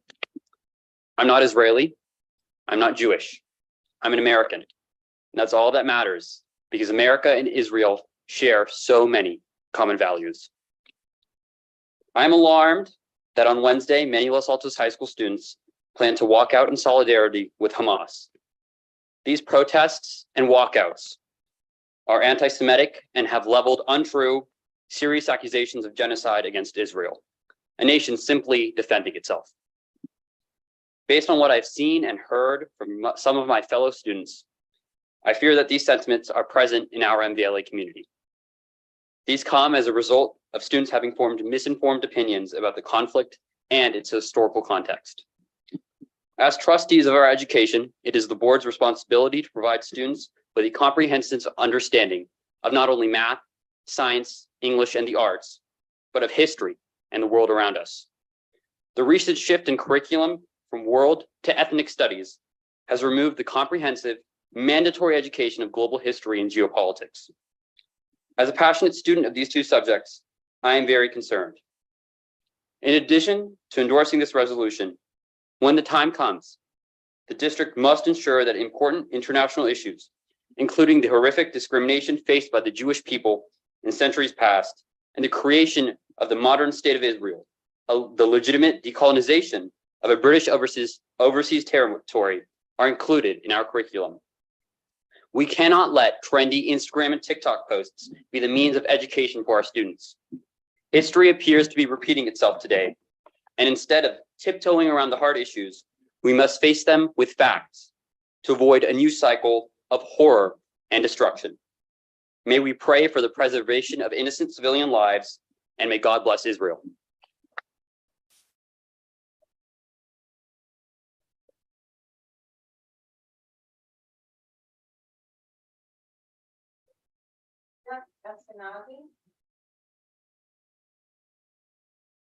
Can't believe, okay. David.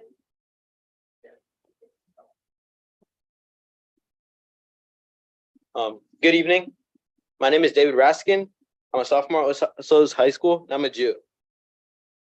In this letter that the district sent out, you made it a two-sided war. Terrorism is terrorism. This is not a partisan issue. This is not an Israel-Palestine issue. When babies are beheaded and burned alive, is that considered a two-sided issue? When innocent people at a music festival are killed, raped, kidnapped because they're Jewish, is that just?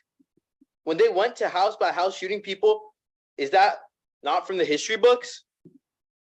This is the exact same thing that happened in the 1940s in Germany, except then they were trying to hide it. Now they're live streaming it to the world. By the district refusing to condemn Hamas, a terrorist organization, and horrendous acts they've committed against us, it sends a message to the community and the student body at large that these terrorists were just in what they did. As Martin Niemöller said, first they came for the Jews, and I didn't speak out because I wasn't Jewish. People wonder how the Holocaust could have ever happened. If you don't speak up, people wonder how. It happens because Europeans stayed silent when the Jewish community needed them most. If you don't speak up for us right now, who will? Hate is a cancer that can only be stopped when it's beginning, when it's forming. I don't need an apology. I need action. I hope the district will repair their mistake. Thank you.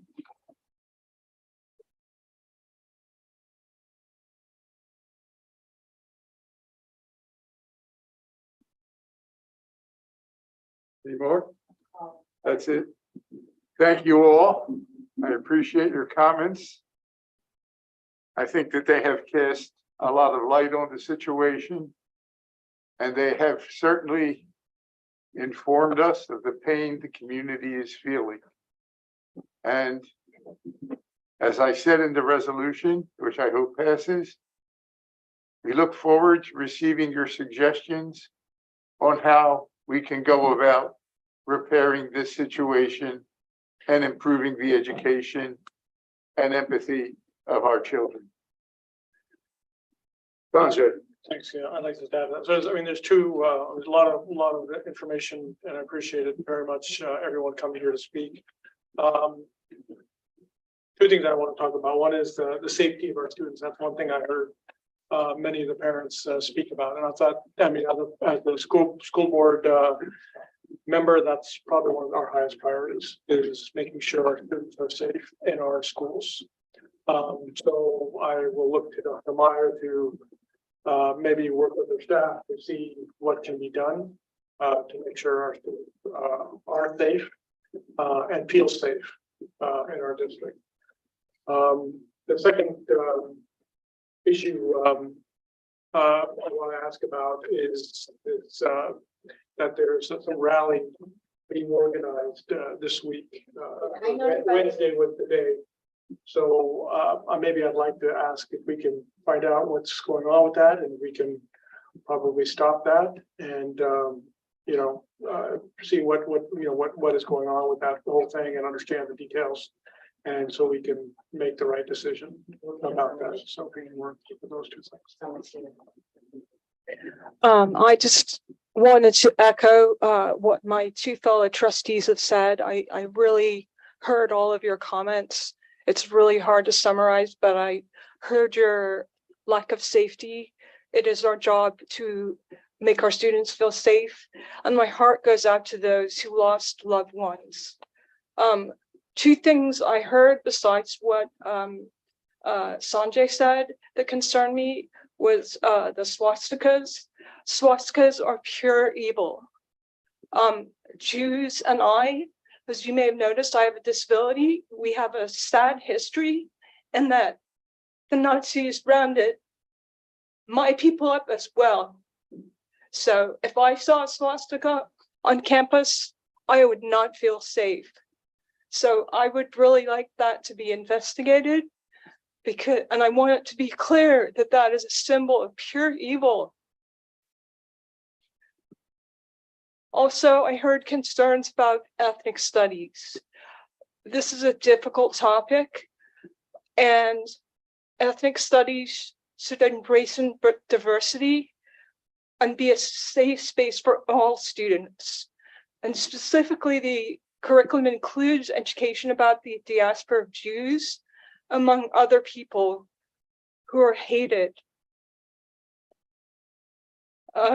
So I don't know what's happening right now in ethnic studies, but I would also like to have more information about that. And thank you so much. You can tell I was very moved. Catherine.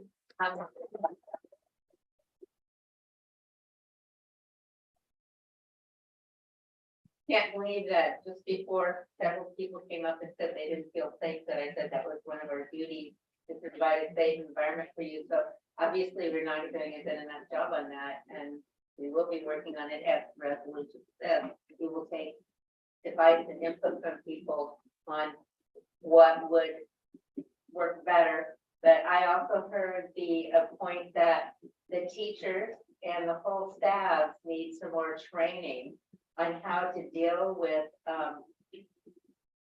world and particular terrorism and other bad things that happen to us that affect some or all of our population, and how to deal with them in the classroom and how to discuss them and still be able to deliver the rest of the curriculum if they want to, but have you guys and anybody feel heard and address that all. So some staff development or that sort of thing might help in that regard. Thank you, Catherine. Any further comments from the board? Desmond? I just want to thank everyone for speaking. I especially appreciate hearing from the students. So thank you.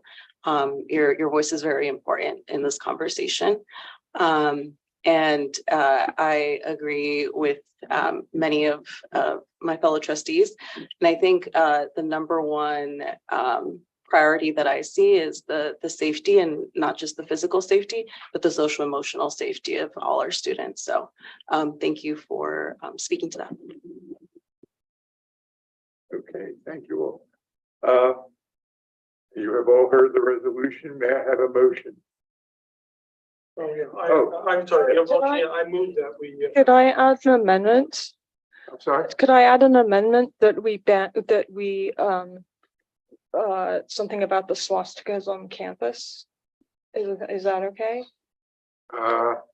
So. Or should we just keep it as is?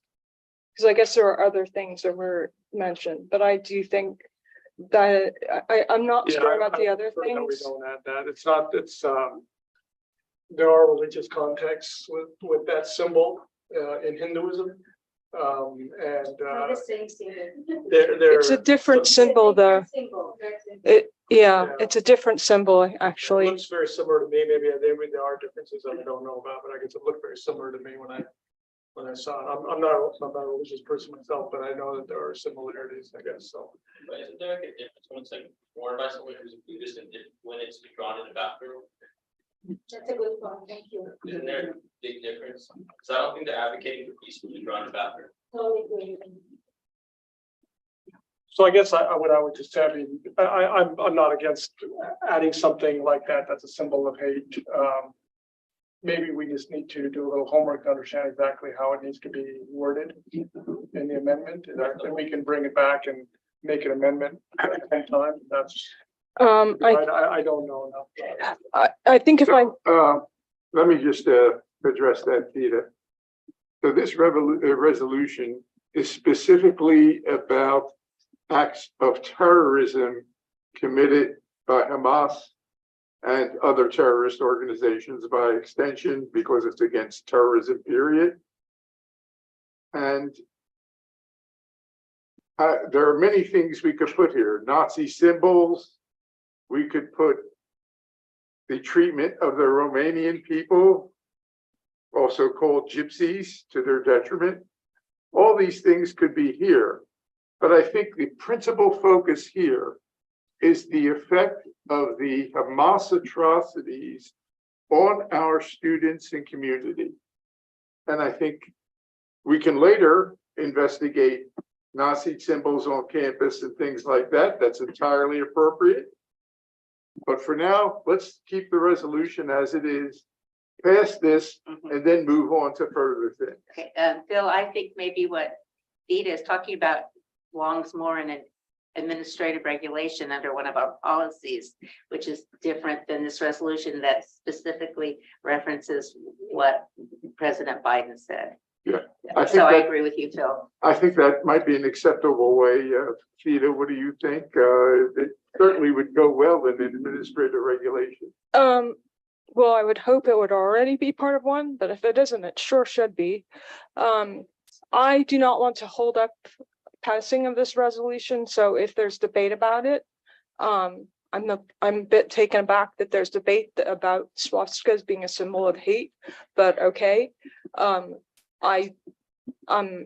You know, I think the main thing is to pass this resolution, which is already good as is. So but I do think the topics that we raised, I think we do need to discuss them in a future board meeting. And I wouldn't be satisfied with it just going in some handbook or something. I do think it needs to be more public than that, if that is what is happening on campus right now. I absolutely agree. That is actually, Yes. and I think And I heard that from students. So to Esme's point, I heard you students, and that's what students told me. So it wasn't adults, it was students who said that. So I heard you, and your voices really mattered. I think part of the confusion, apparently there's a difference between the Nazi swastika and the symbol to which Sanjay was referring. Maybe there's a nuance to it, but I just don't want an Indian student, right? If they have it, they. Yeah. don't want So them to have it. I think if you just use the phrase Nazi swastika, that might make it clear and eliminate that confusion, and we can address that as a hate symbol. Yeah, I mean, that's obviously what I mean is the Nazi swastika, which is actually, as far as I know, a different symbol than the swastika used religiously. But again, if it's going to hold up this resolution, if we don't have consensus, we've been here for a long time, and I think these people would just like us to pass this resolution, so I don't want to hold it up. But I would like to bring this back if we don't have consensus tonight. Well, I think we could just say right now that the people who pointed out to us that there are these things on campus, they should meet with Nellie, tell them where they are, who's doing it if you know, and what's going on. I mean, we don't have to make a big board level discussion about this. I'm sure Nellie is against swastikas on campus too. So let's get it done quickly and nip it in the bud. Phil, I feel that's an example of a hate thing. Right. And we already in the resolution say that we see no place for hate of anybody. So we already covered it. We don't need to have example this, example that. And we will deal with it. It's just not in this resolution. Right. I would like to move that we pass the resolution as it was read. Motion by Catherine to pass it or to adopt it, I assume you meant. Yes. I'll second. seconded by Sanjay. Any further discussion, board members? Would our students like to comment on anything you've heard tonight or on the passage of this resolution? Just one thing that I have to say, I'm thankful that we live in a district where we have not only parents, but students who are so eloquently put in their beliefs and who have the skills and the passion to communicate them in a setting like this. That takes a lot of confidence, that takes a lot of passion. And I think that that's wonderful that our students and our faculty and our parents feel this way. So I just support everyone who spoke. Christo. I want to say I'm glad that these people took the time to come out here and that we have the availability to take in these sort of issues and that we can discuss them. Okay, thank you. Time for a vote. All in favor indicate by raising their hand or saying aye. Aye. Motion carries 5-0. Thank you all for attending.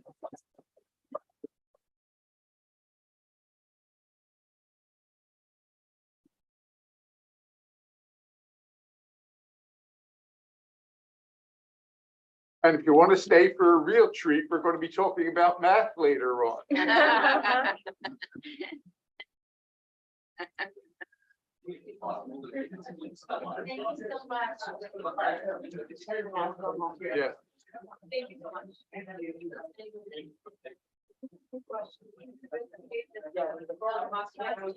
Yes, absolutely. The principal shared with me like minutes ago when I was walking in. And so I really appreciate hearing about it. Me too. So if you hear anything else also, please let both of us know. I appreciate it. Yes, exactly. All right, thank you.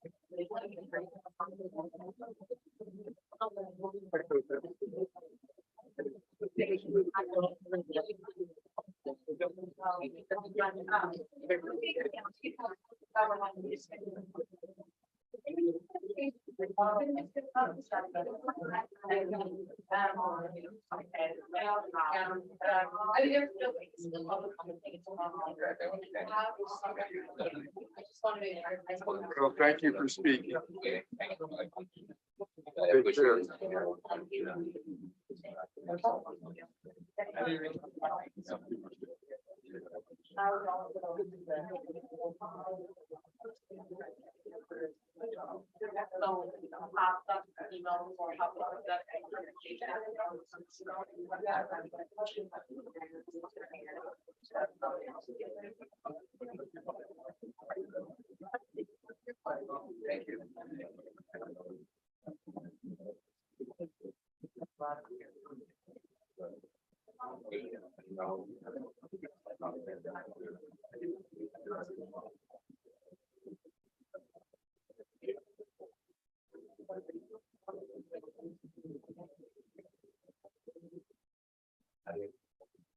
Yeah, that was an unwarranted comment about the PCs.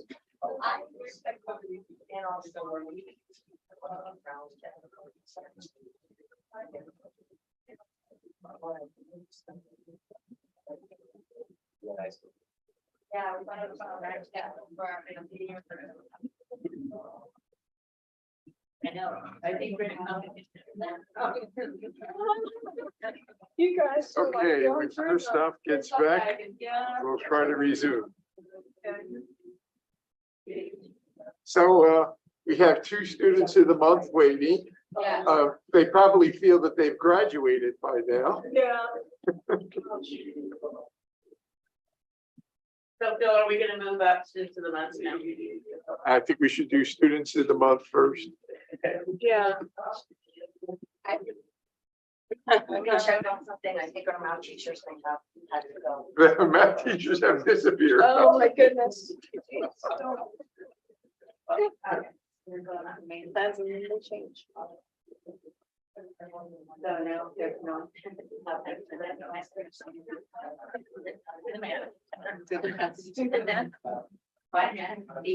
They calculated. They probably calculated how many people are in the house. 3 minutes.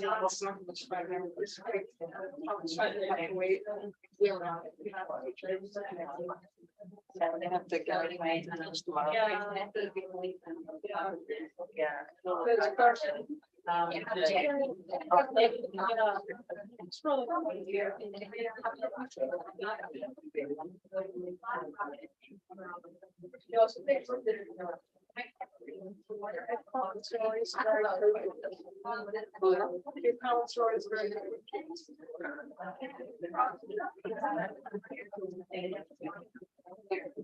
I didn't want to repeat a lot of. But I think safety just fundamental. Anything, right? It's like Yes.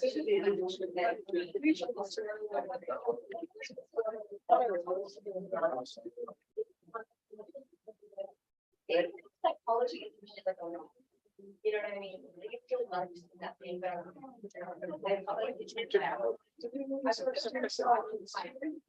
No, I think they're here.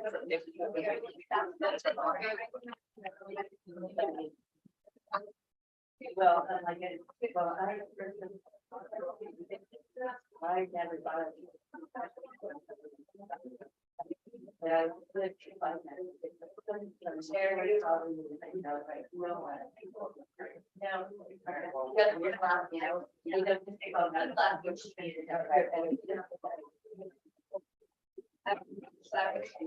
Okay, let's reconvene the meeting, folks.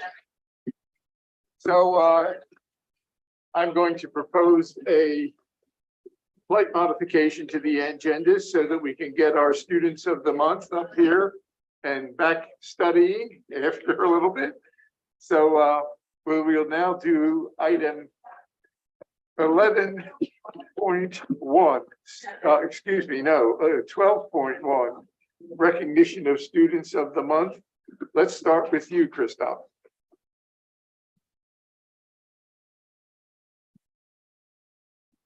I'm delighted to announce Kylie Ouden to be Mountain View High School Student of the Month.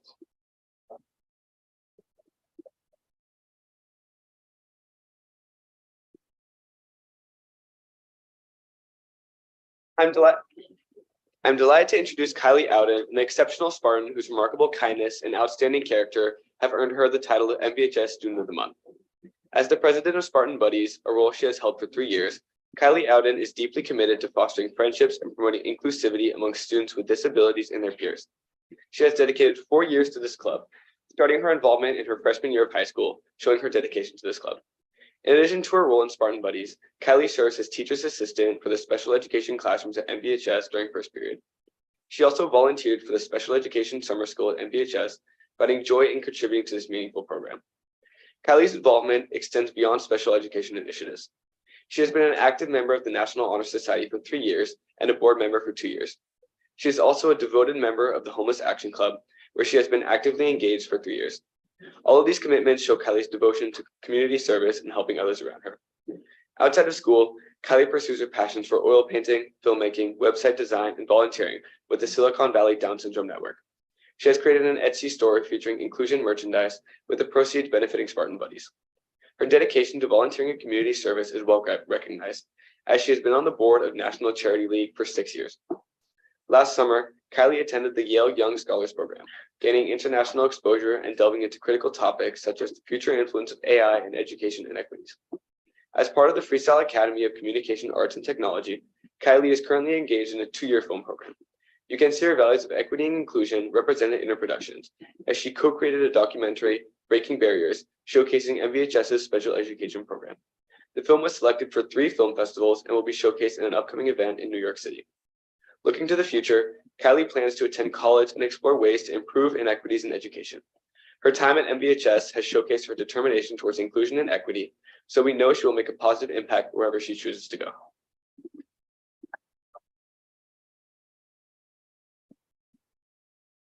Ali, please step up to the microphone. What a wonderful job you are doing. This is fantastic. I am so impressed at your efforts to inclusion with the handicapped community. And if that's a misnomer, I apologize. But it is one area where our entire society has only begun to improve. And I think with young people like you moving the effort forward, we're going to make a lot more progress. So from the bottom of my heart, thank you for doing this. Board members, I will let you speak now. Any questions? You want to go next? I'll go. Congratulations. Thank you. Wonderful. It's a great accomplishment. So tell me, what got you volunteering for the Silicon Valley Down Syndrome Network? How did that happen? It was actually through my documentary I made. One of the parents I interviewed volunteers there, and she introduced me to TICA, which is what a lot of the students with Down syndrome participate in. They actually come to Mountain View as well and teach classes.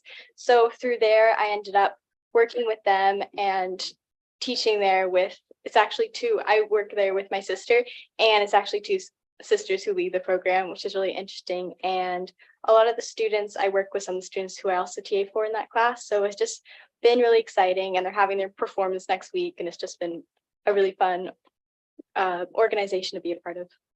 Great. So appreciate that very much. Thank you for dedicating your time for that.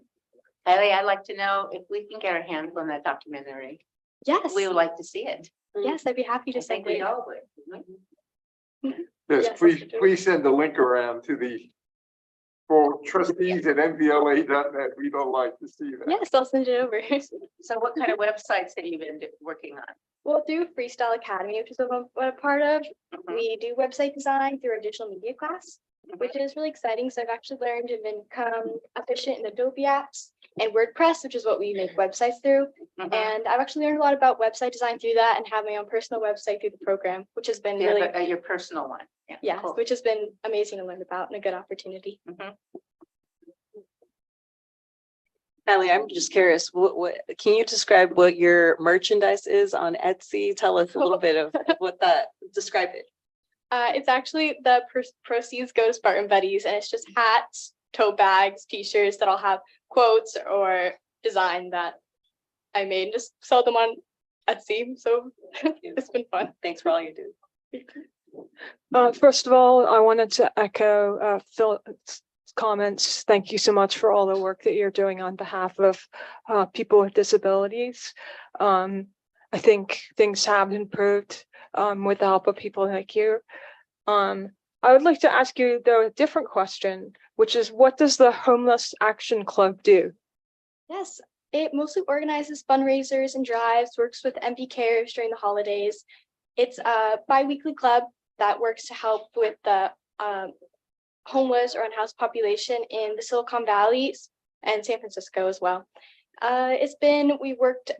It's mostly drives, making blankets. During each meeting, we do activities and donate that to organizations around the Bay Area. So that's been, yeah, and I've been part of that club for 3 years, and I'm part of it this year as well.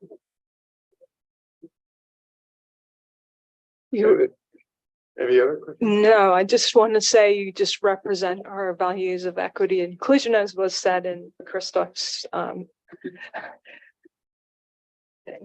thank you.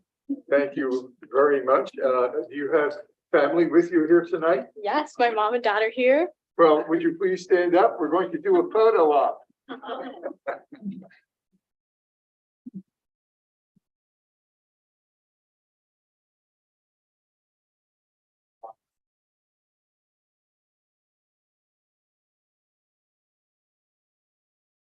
Always a family award. So we want to give this to you. Congratulations. Hopefully you will remember us with that. Thank you.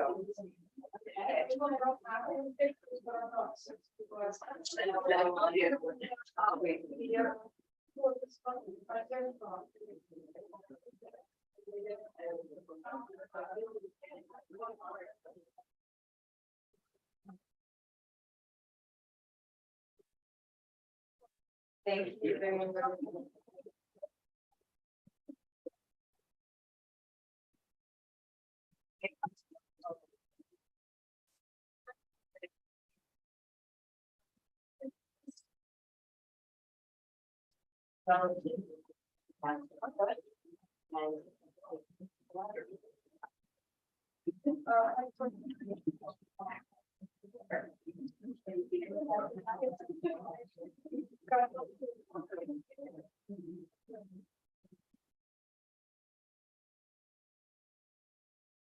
And next, Sadie will introduce another outstanding student, our student of the month.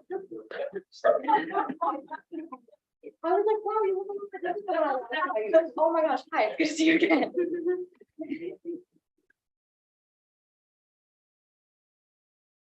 You ready? Perfect. Los Altos High School is proud to honor Elizabeth Getting as our October Student of the Month. Elizabeth is an incredibly dedicated to giving back to her community. She provides childcare for local parents, both informally and through the junior leaders of the city of Mountain View. She also volunteers with the Second Harvest Food Bank of Silicon Valley to support families during the holidays and has been a Girl Scout since elementary school, helping other scouts while learning life skills and money management. She has also led fundraisers for the victim of the war in Ukraine, raising over $800. Elizabeth is an athlete in addition to being an engaged student at LAHF and has played soccer in a variety of clubs for almost 8 years. Through AYSO Recreational League and AYSO Spring Select, in addition to the MVLA Soccer Club, Elizabeth has proven herself to be a dedicated and talented team member and player on and off the field. She has also started reffing recreational games in her sophomore, junior, and senior years. At Los Altos, she is the co-president of Filipino Student Union, where she organizes bi-monthly meetings and fosters a community of students in celebrating and exploring their Filipino heritage. In addition, she organizes volunteers for larger AAPI projects and events. Elizabeth's favorite subject at LAHS have included AVID, chemistry, and math. Through AVID, she has been awarded the Academic Excellence, Rising Star, and multiple academic achievement awards. Elizabeth plans to major in kinesiology and become a physical therapist or sports medicine physician to foster her passion for helping people and working with others. While she has hoped to pursue a career in healthcare-related fields for years, she discovered her specific passion for sports medicine after she injured her knee playing soccer and attended physical therapy for about 8 months. After completing an internship at El Camino Hospital and getting to shadow different job fields, including physical therapist, she is excited to utilize her own experience as both a patient and an intern to help people in college and beyond. Congratulations, Elizabeth, on being our October Student of the Month and for all your success and dedication to bettering our community.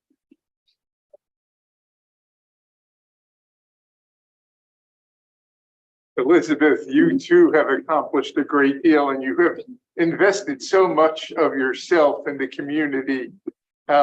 We are just lucky to have kids like you in this school. You're a great student and a great community member. Before my other board members get chances to ask questions, I just want to talk to you a little bit about how you have turned an injury into a career. And I think that's fantastic.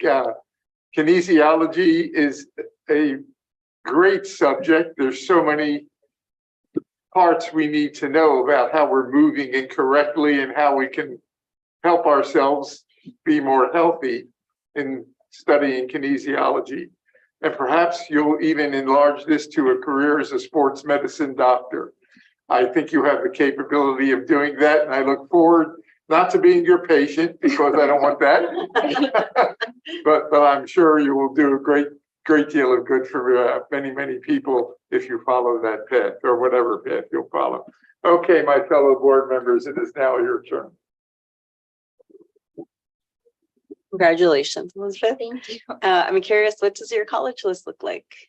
Right now it's Cal Poly SLO, Occidental, Laverne, and Southern California. Southern California. Or That's what I heard. USD. I heard Southern California schools. Well, congratulations. Love that AVID's been one of your favorite subjects. And I just wish you the best as you continue throughout this very important year to set you up for next year.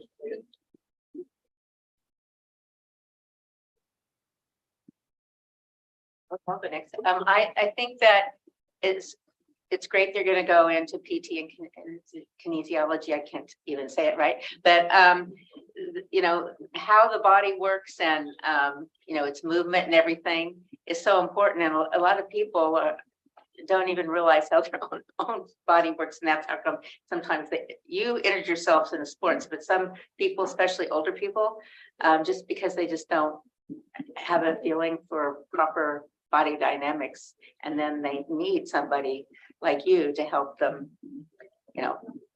get their range of motion back and all that sort of thing. So that's a great field to go into. Congratulations. It's clear you've given back a lot to the community. I actually wanted to ask you about soccer, not about your injury.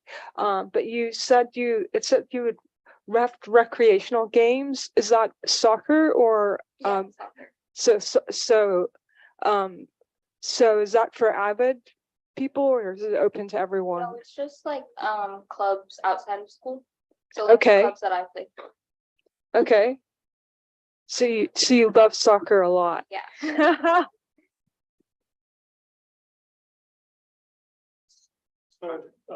So co-president of Filipino student. So how big is the Filipino population at Los Altos High School?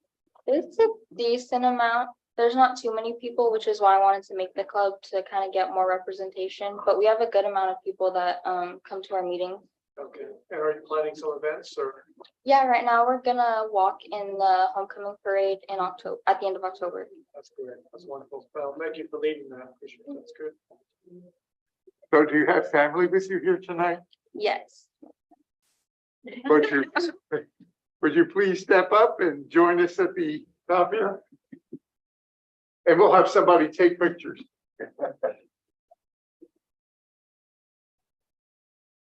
You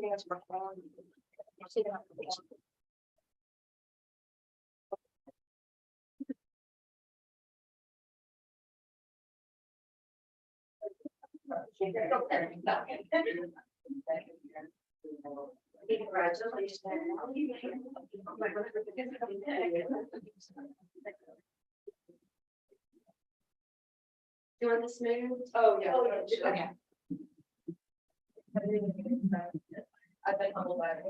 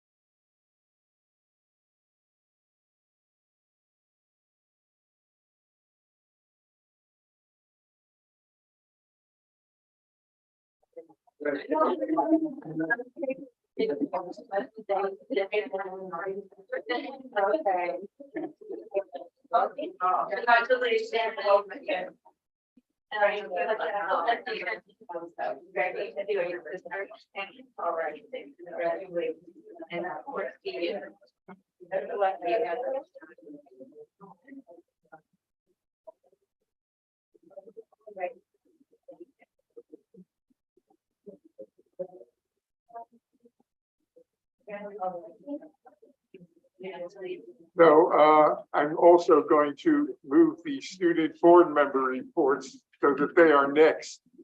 I don't want the student staff to sleep here tonight. So let's start with you, Sadie. All right. Last week, students enjoyed a highly anticipated 4-day weekend, with Wednesday being the PSAT and SAT day and Thursday and Friday off for our students. With our first quarter coming to an end last week, students were excited about the much-deserved break before we kick off homecoming next week. On Monday, we'll host our annual homecoming rally and remind students of the dress-up days, activities, and events we're hosting this year. On Thursday night, classes will be making their floats for the homecoming parade with a theme of LAHS on film. On Friday, students will have a minimum day, followed by our annual homecoming parade in downtown Los Altos. In addition to homecoming court and classes, different clubs, sports teams, city officials, and even a few of our trustees will be in the parade. That night, we hope to see both students and community members at the field for the homecoming game against Woodside. Varsity starts at 7 p.m. and during varsity halftime, homecoming court will be presented and homecoming royalty will be announced. In all, ASB has been working very hard to make this year as memorable as possible. After a great fall sports season, teams are starting to hold their senior games. With the fall season coming to a close at the end of the month, we look forward to honoring all of our senior student athletes in their last year in Eagle Athletics. Blue Crew will be publicizing and providing themes for many of these final games, and we thank them for all their work in supporting our teams. Thank you, Sadie. Any questions for Sadie? Okay. Krista. These past few weeks have been a blur at MVHS. 2 weeks ago, MVHS was alive with spirit for homecoming week. We started out the week with our homecoming rally, where students introduced the court. ASB hosted lunchtime activities on Tuesday and Wednesday for the student body to get to know the homecoming court and vote before the winners were announced on Friday. We had minimum day on Thursday and Friday, but the campus was bustling with activity on both of those days. Thursday was float night, where the classes came together to build floats for the parade on Friday. Every float was done spectacularly and was displayed the following day during the parade. The parade consisted of many student groups, including cheer, football, dance spectrum, Puerto Rico, and the homecoming court. That night, we had our home football game, where we announced homecoming royalty. Lastly, we had our homecoming dance the following day, which was a huge hit with the student body, with over 1,000 students in attendance. Homecoming week was followed by a shortened week, with Monday and Tuesday as block days and Wednesday being the SAT day. There was no school on Thursday and Friday, which provided a much needed break for our students.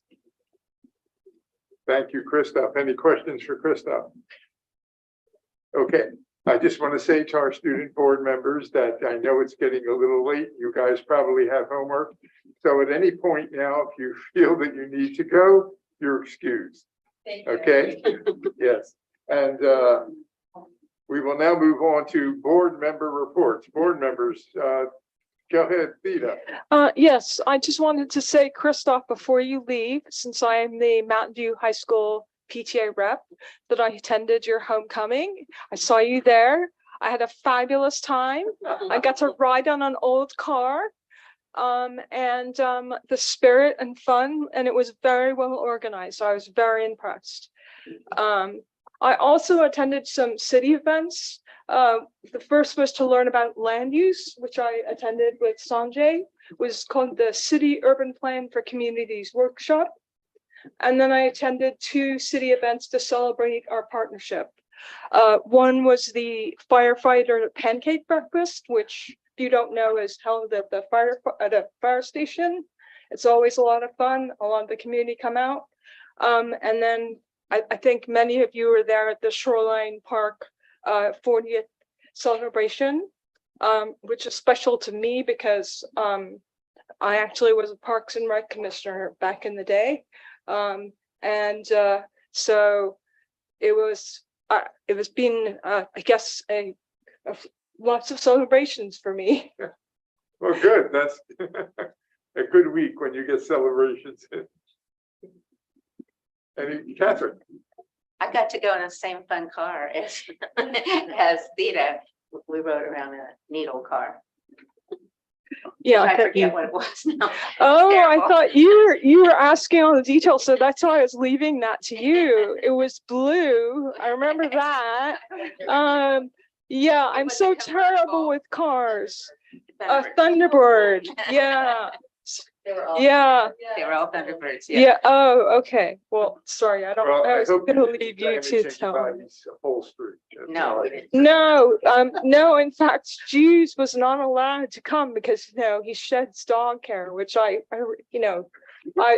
support the ADA, but when it comes to someone's vintage car, I was like, okay. Okay, good. And a little known fact, did you know some cars have so-called pet mode that you can actually leave your car your pet in the car and it air conditions them and everything while they're in there. Yeah. They're safely in there. And So she did. I wanted to also thank Catherine for her help because, and also Dr. Meyer, because they both allowed me to ride in the car, which is fun. So Jeeves did not ride, stayed in my car in dog mode. So he got to be in air conditioning. But so thanks to both of you for making that happen for me, because otherwise I would have, I guess, been in a golf cart, which would have been okay, but the cars are much more fun. I'm glad you had a good time. I have just one appreciation. I am bummed I missed the fun. I did not get to ride the car, so hopefully I can join some of the fun. But I did want to just appreciate everyone who has supported the Avid trip that took place. So while some folks had 4 days off, the Mountain View senior cohort, along with folks who chaperoned, got to take students to Southern California, 30 some seniors. I don't know if that was the first time, but anytime a district's able to do that, it's such an impactful way to utilize resources for students and families who I think otherwise wouldn't have that opportunity. So just want to appreciate everyone who made that happen. Good, thank you. Thank you, Reza. So I just have one comment. So Jessica Spicer, who is a LASD school owner, she's been texting me. So next Wednesday, October 25th is the Santa Clara CSB Fall Dinner. It's at Maggiano's at Santana Row. There will be a student panel talking about sustainability in schools, moderated by the County Office of Education. So there is I think there is a cost associated with this. I'm not, you got to buy tickets to this, but this is something if anybody would like to go. Apparently no one from our board has signed up. Oh, you are? Okay, because she said that nobody has signed up. She has been. Well, then she talked to you earlier than she talked to me. Okay. Okay, good. I sent you your yeah. I'm glad you'll be represented. Good, very good. Yes, I'm glad you'll represent the MVLA. Eat a lasagna for me. I sure. Have what you like. Okay, that's it for the board member reports. We are up to our superintendent's report. All right, thank you. Okay, here we have our dance spectrum and just a few of the highlights. We had a busy homecoming. A lot of pictures are on social media. And I do want to encourage anyone who is on Instagram, Facebook, or X, that you may see a lot of pictures that we have there. And thank you to our interns who take such wonderful pictures. First of all, to share academic excellence, equity, and engagement. We've been talking a lot about this, and it is noted in the vision policy that is on the consolidated agenda. So you can see that there included along with the graduate profile references, as well as the board goals that are up here on the wall. Wanted to share in the last 2 weeks since we had our last board meeting, we've been working on professional development, and a lot of it takes place right here in this boardroom. And so here you can see we had our English learner professional development, and our teachers participated for 2 days and worked on unpacking the standards, looking at the structural systems, and we have a lot of excellent experts in our EL department who helped each other. What was good about this is that you could see Los Altos learning from Mountain View. So with their newer program, it's a great place where they can seek advice. And then just to spotlight some of our campuses, you can see here Principal Woolfolk. She's a counselor, a registrar, a principal, an advisor, and here she is advising her students. What I love about this picture, though, and I don't know how well you can see it, is her students are on her wall. So she has all of the students there on her wall. And so when I do visit, she'll say, okay, this one was here and this one was there. And it's just a great way of really making sure that she's monitoring them and that they are front of mind. And then here on the right, one of the first things that students told me when I would go to their classroom and visit prior to the advisory and asking at Alta, you know, what you need. The first thing they said, they wanted more career technical education pathways. They wanted to see pathways they felt that could help them find careers. They mentioned construction was in place at one point. And now they do have an I pathway and they're working on other career pathways at Alta Vista. But the second thing that they said, and I'm giving away the end here with the picture, is they wanted to see food service, and they felt that in some ways they were not garnering as much respect because they had to wait for the larger comprehensive campuses to bring them over food that was either cold or just reheated. And so thank you to the food service department for the display cases, but we've made a conscious effort to bring warmer, fresher food to Alta Vista. So 2 wonderful goals met. The pizza looks good. It looks big too. We're hungry. Wanted to Someone share. is food motivated, I would definitely be sad to have cold food. I mean, it's a point in your life where you can probably eat more than you can any other time in your life. So take advantage of it, young people. What you see here is STEAM Week, which I think is just such a wonderful tradition at Los Altos High School. And so we had different people come in to present. We had different exhibits out in the quad and a lot of fun going on. It included a look at climate and their strong climate green team, and they really made sure that they combined these efforts to use it as a very strong teachable moment. So STEAM Week is, I think it's really one of the best things we do. So thank you to our Los Altos staff for making it happen. Wanted to also share Freestyle Academy.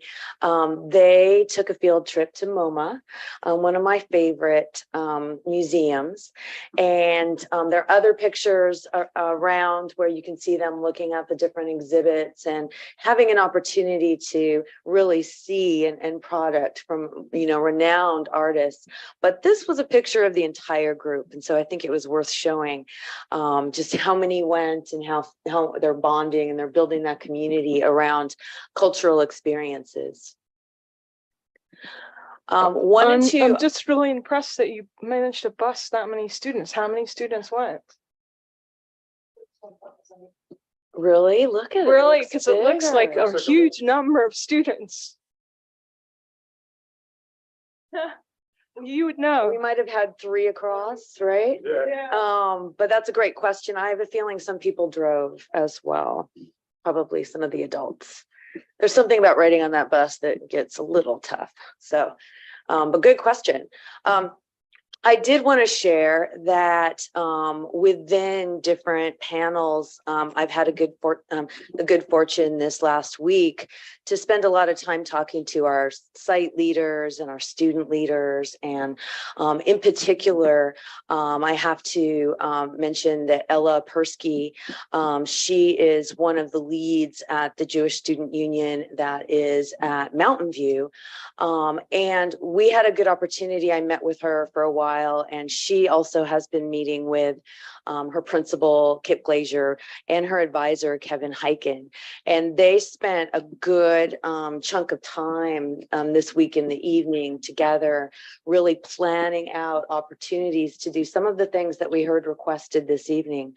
So for example, Ella really honed in on the importance of treating everyone with respect, but also making sure that education occurred. And so she and her team, they are planning student panel members who have direct experiences, who have family members, Israeli citizenship themselves. They really felt it was important to start with respect and education at the core. And so what they are planning to do is they are going to have in the theater a presentation where they will have a panel. It will be facilitated by Kevin Heiken.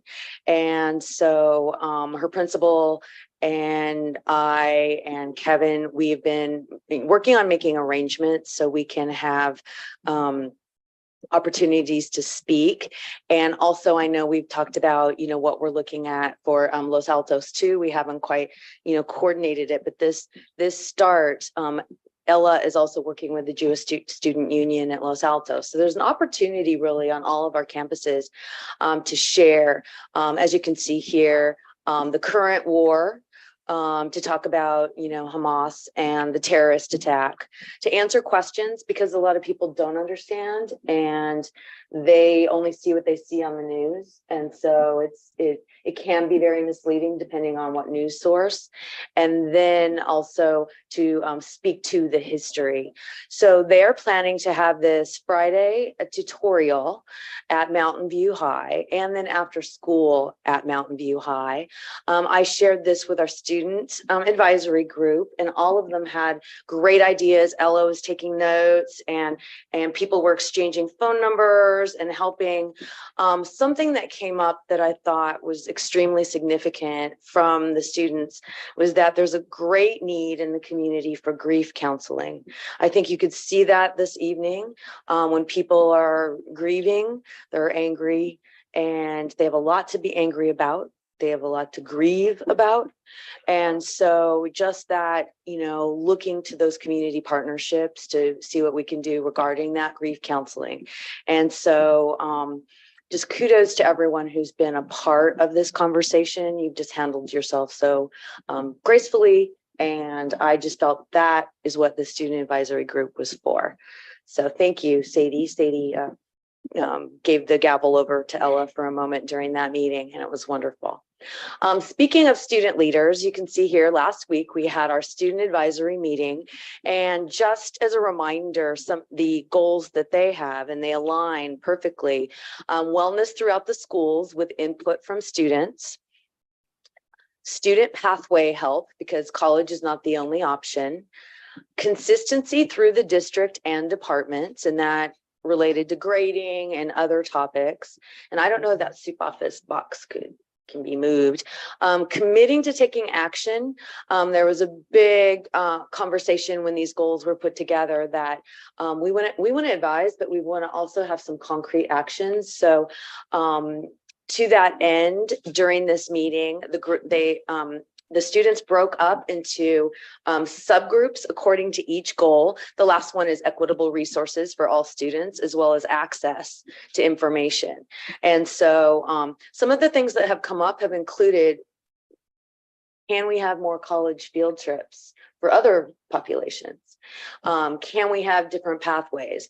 And so this is something that they're going to continue to work on, and they're going to bring ideas forward. Okay, here's the trip. I just love this picture. Sorry, could I just ask you a question? Yes. Dr. Meyer, how well do you think what they're saying aligns with our goals, our current goals? I think they align very clearly, very well, and they put them up. So when they created their goals, I know, Sadie, you kept referring back to them. It was before they were hung up, so I know you put them up in the window. And so I think they did an excellent job of doing that. I think they added student input and added actions, but definitely they're aligned. Yes. That's wonderful to hear. Thank you. It was well done. So student Thank you, college Sadie. trips. Like I said, I love this picture on the left. This kind of was like boys on the right and young women or girls on the left. Yeah. But you can see here just the how well they're listening so intently in that picture on the left, and just the opportunity to see themselves there and to see students who are already there that they can relate to. So thanks go to Avid for this trip. It's really kind of a something that Avid is known for, these wonderful college trips, and I'm glad we're seeing them, and I hope to see more. Moving forward, some pictures. The back behind the scenes on the right of the homecoming, and Dr. Glazier and I were able to ride in a pink Thunderbird reminiscent of American Graffiti for those of a certain generation. And then in the middle, you can see Principal Glazier at the PTSA, and a student from ASB also presented and did an excellent job. And then the left, you can see celebrating October Breast Cancer Awareness, and then also celebrating, we're getting close to the end of volleyball. And then as we go to Los Altos High, we were fortunate and able to visit the math classes in anticipation of last week in anticipation of the math presentation. And I found it fascinating. And just 3 highlights. If you can see in the left, they're working on the computer, but the teacher has recorded a pre-lesson brief what they used to call an anticipatory set. She has an introduction of the lesson. And so some students were already done. They were able to do the math and move forward. But some students were able to go back and listen to it again or listen to it as often as they would like. So I wanted to see if the flipped classroom existed, but instead really what they had was something even more clever and supportive. And so in this particular class, everyone, it was differentiated according to where their math level was within the same room. So you had one student who's listening to it again, some who have completed it, some who are checking their work. And then the other thing I wanted to point out, in the upper right-hand corner, these are community building activities, and we saw these in 3 of the classrooms. And you can feel the difference in the classrooms that have these. They were able to share who they were, how they felt about math, and they were able to express themselves, and you could see just this feeling in the classroom. And the 3 classrooms I saw that had them, the teachers were very proud of that, and they also you could see it had it lifted up the classroom, so it was really nice to see. And I wanted to plug, and Kenya went home, the MVLA minutes. And this one I'm not going to play. I know time is also precious tonight, but they're doing one every 1 to 2 weeks. And so we're doing one on the graduate profile, which I'm excited to have them do. They interviewed student advisory and interviewed others, and they're going out and making sure they get a broad representation. So kudos to them for their work on that. And then last week, also last Tuesday evening, we had Julie Lithcott Hames. For those of you who have already seen her, she's wonderful. She was the dean of Stanford admissions, and she actually not admissions. She made that clear, not admissions. She was the dean of freshmen. And so she supported the freshmen there for 10 years and has since gone on to become a best-selling author. But she has written How to Raise a Human and now How to Raise an Adult. So she has a second book that is out just recently, and was just wonderful. She did a great job. Our next presentation, a conversation about how puberty has changed. So that sounds fascinating. And then in March, there's a big jump. Why college admission is rigged and how to beat the system. So I'm hoping there's a little more to that than beating the system, but I look forward to that as well. And then a couple of important dates. Tomorrow night, the Foundation Phone-a-thon. We're very grateful to them for the work that they do and the programs they support. Our next Board of Trustees meeting, November 13th. And then in between, we have the Teacher of the Year County Celebration, and that will be at Campbell Theater. And that will be from 5 to, I think, 10. It's quite an evening. They do celebrate every teacher in every district, and so they do a good job. And Sarah Alvarado is our nominee. And then lastly, I make it a point every time I'm at Los Altos to go in and see if they'll let me sing with them. And so it's always fun. I seem to always get a different class, but that concludes my report. Thank you. Thank you, Dr. Meyer. Any other questions? No, okay. Go ahead here, thank you either. I appreciate you staying until my report.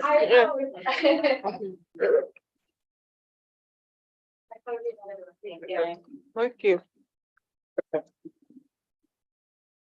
Okay, we are up to the point in our meeting where CSEA or DTA representatives can speak, but they've all escaped. So that won't be happening. Public comment, I don't see much public here. We have a reporter. And time for consolidated motion. May I have a motion or a request to poll? Motion. Yes, unless you want to pull something.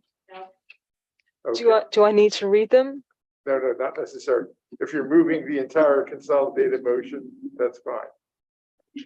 And Catherine, you seconded? I did. Okay, excellent. We don't have board members, it's student board members. So it's we go straight to a vote. All in favor? Aye. Motion carries 5-0.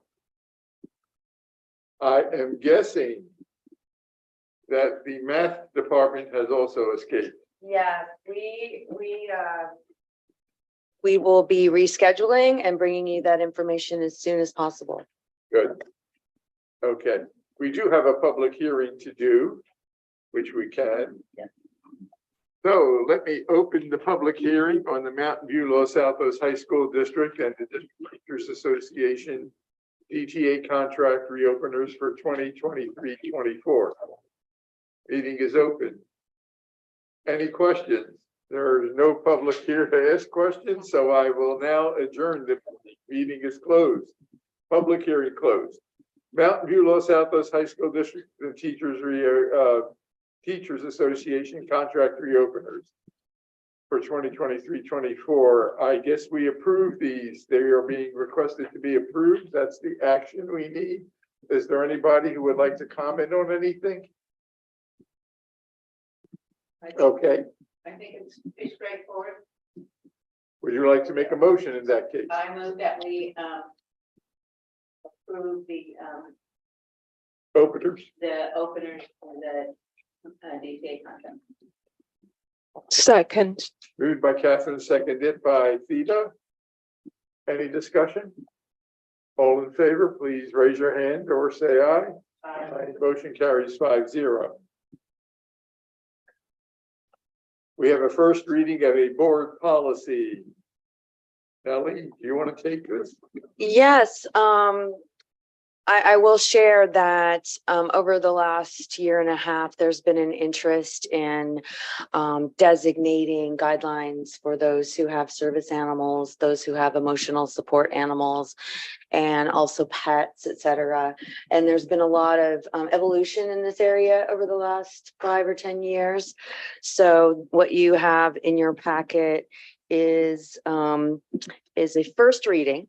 And I would like to comment, Board Member Corns, I did see you sent an email, but I have not had time to review it yet. I think about an hour ago, I saw animal policy. And so I look forward to reading that more fully, but we do have time if there are any ideas or things that you would like to add to, that you recommend adding to this. Yeah, I just like to summarize it briefly because I know we've been here a while. Basically, I wanted to separate out service dogs because there are specific Americans with Disability Act laws that govern service dogs, and also their specific language that I just copied from the ADA website. So I suggested doing that to make it very clear that they're a separate category. And there's no choice in that matter. Yes, it's just the ADA. Yes, exactly. And then I also suggested listing all the ADA rules because people don't know about, permitted questions and things like that. And then I also suggested listing permitted animals. So I added therapy dogs. I added, facility dogs, which you may know are dogs that help in a facility. We may get one that specifically are handled by an able-bodied handler to help people with disabilities. They don't have the same right as service dogs because the rights go with the person, not the dog. And various other ideas I had for listing all the animals. And I had a sort of other bucket category saying other dogs that are, let me read what I wrote. I had a bucket category. Let me scroll down. I sent Cornelia a long document, but I really want to get this right because as you know, I have a dog, so I want to. So what I put is therapy dogs, and then I had dogs trained by authorized professionals or nonprofit partners for specific tasks that aid students and staff. And I put that because more jobs for dogs are being developed all the time. And MVLA wants staff to have the freedom to allow new types of working dogs. But I wanted to make it clear that dogs on campus have to have a job to be here. We don't want to have people bringing their, I love pets. But if everyone brought their pet dog on campus, which has happened to me at church, I had to say to the minister, it's really distracting my dog to have someone brought their dog and they can't help but bark at other dogs. So it's very helpful for working dogs to keep it to working dogs. And it just also keeps the campus, keeps the disruption and potential damage and liability to the district down if you specify working dogs. So I listed them, I listed out the dogs, and but otherwise I thought everything else was covered. But I sent Nellie a revised document because having asked her to do all this stuff, I thought it was only fair that I do the work and revise it. So well, thank you. And also this was, so far, it is a collaboration of many other similar experts, but we do also need to take it to the site administration because they have to be the implementers. And, you know, it always bumps up against someone else's rights when you have all these different things. The only thing I want to be clear about is we have to have the ADA language in there. Correct. If we don't, we're going to get, we face liability as a district. So I think anything else is my idea, but I think we need to make sure that the language we have about service dogs includes the entirety of the ADA about service dogs, because we do not want staff to violate people's rights by asking questions that are not allowed under the ADA, for example, or not knowing that a service dog that is not housebroken or acts out of control is allowed to be removed. That is in the law. I just quoted, I literally went to the website and cut and pasted the law for you. And we can reference that as we Yeah. do other laws that we cross-reference within the policy. So thank you. I got a question. So I guess, I just want to make sure I understand what we're reviewing here. So to look at the document, so it's animals on campus policy.pdf. Is that the new policy that we're approving? That's this PDF that's on the agenda? Because the format is not what I'm used to for a policy. It looks like this. It's a first reading. So it's a little, But it's the format is longer. It's not like a normal policy. Right, it's longer before we put it into the policy a little bit. And you also should have the one that is the strikeouts. When we normally review policies, we get the exact policy, how it's going to look like as a policy. So whatever exactly 6163.2 will look like in a policy, if somebody were to open it up, Right, we would see exactly what is there in the system. in the system. Yeah. Okay, so this is exactly what the writing would be. So Right, but I think what's on. within the template. There were two attachments there. if I Right. The recall, second one is just a strikeout of. Which is the old one. Right. But it's all it is this. Right, Just that. right. I think that's all there was in the policy. Oh, I see. This is all it was. Right, Right. that's all it was. Okay. So, And that's why the whole thing. so what you're seeing here, So this is gonna, so that will just replace it as is. Correct. right, Without any of these, without any references Well, or anything like if those are cross references. So Right. if there are other sections of the board policies that are relevant to this, we have to have that. Okay? So Okay. just so people know where to look.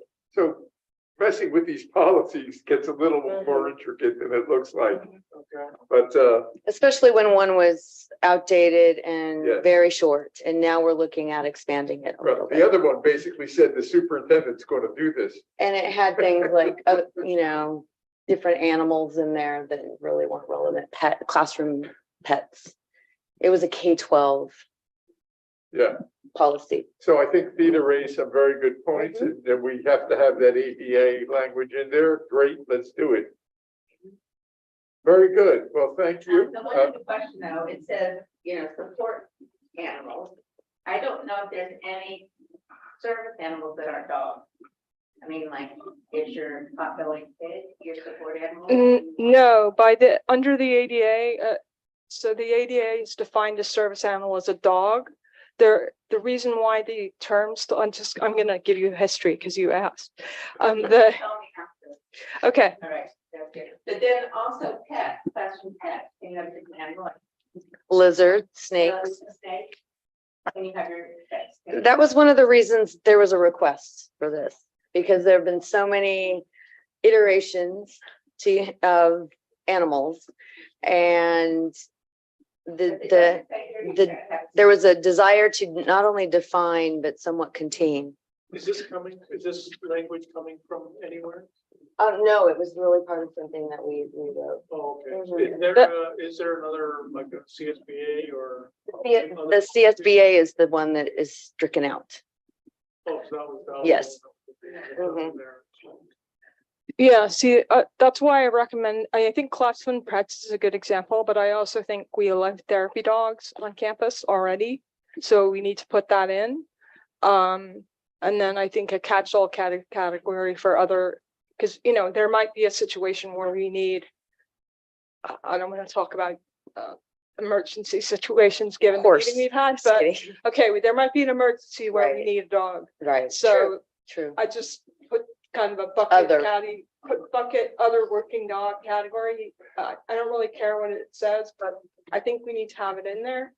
And I think we need to be clear about, I just want to, I already made my point, so. But I do want to make it clear what is allowed versus a free for all. Because I am concerned that people may see this policy and think, oh, I can bring my dog, my little Chihuahua, when I drop off my kid or pick up my kid. Or my pet tarantula. Yeah, that'd be worse than a snake. Okay. I think we have given all the first reading. Board operations, suggestions for future board meeting. We still have a postponed math one to do. And we only have November coming up, which is already in data time. Right. So I assume we'll be getting some data report in November? Yes. That's correct. Yeah. Okay. That sounds good. Anything, anybody else want to add to that? Yes, actually, I had spoken to, I should have said this in the board report part.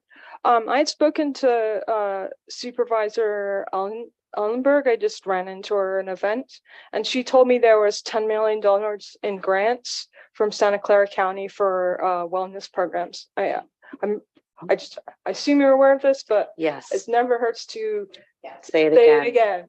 Yeah, I emailed them about that the other day to make sure they were on. And we appreciate multiple communications on that. And yes, we are already in the process and have applied. Good. Good. And anyone who is listening this far late at night will know too. Well, and the other thing about some of those things is they have the money, but if you don't do the right paperwork and in the right deadline time, then you're out of luck. So you gotta stay on top of it. Very good. Okay, communications correspondence.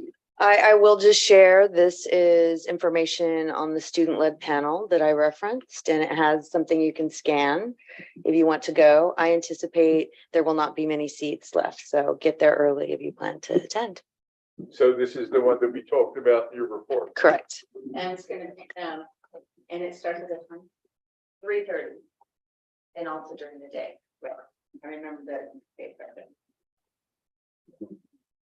Very good. Date, time, and place of next meeting. That's November 13th. Correct. And here. So just on that, so I will be out of town. I'll be out of the country that week. Would you like to zoom in? So if I can, I'll let you know. I will email Dr. Meyer and you, Phil, to let you know what my status is. If I can dial in, I'll dial in. Very good. Okay. Very good. And we are up to an adjournment. Do I have a motion to adjourn? I move we adjourn. Moved by Sanjay. Second.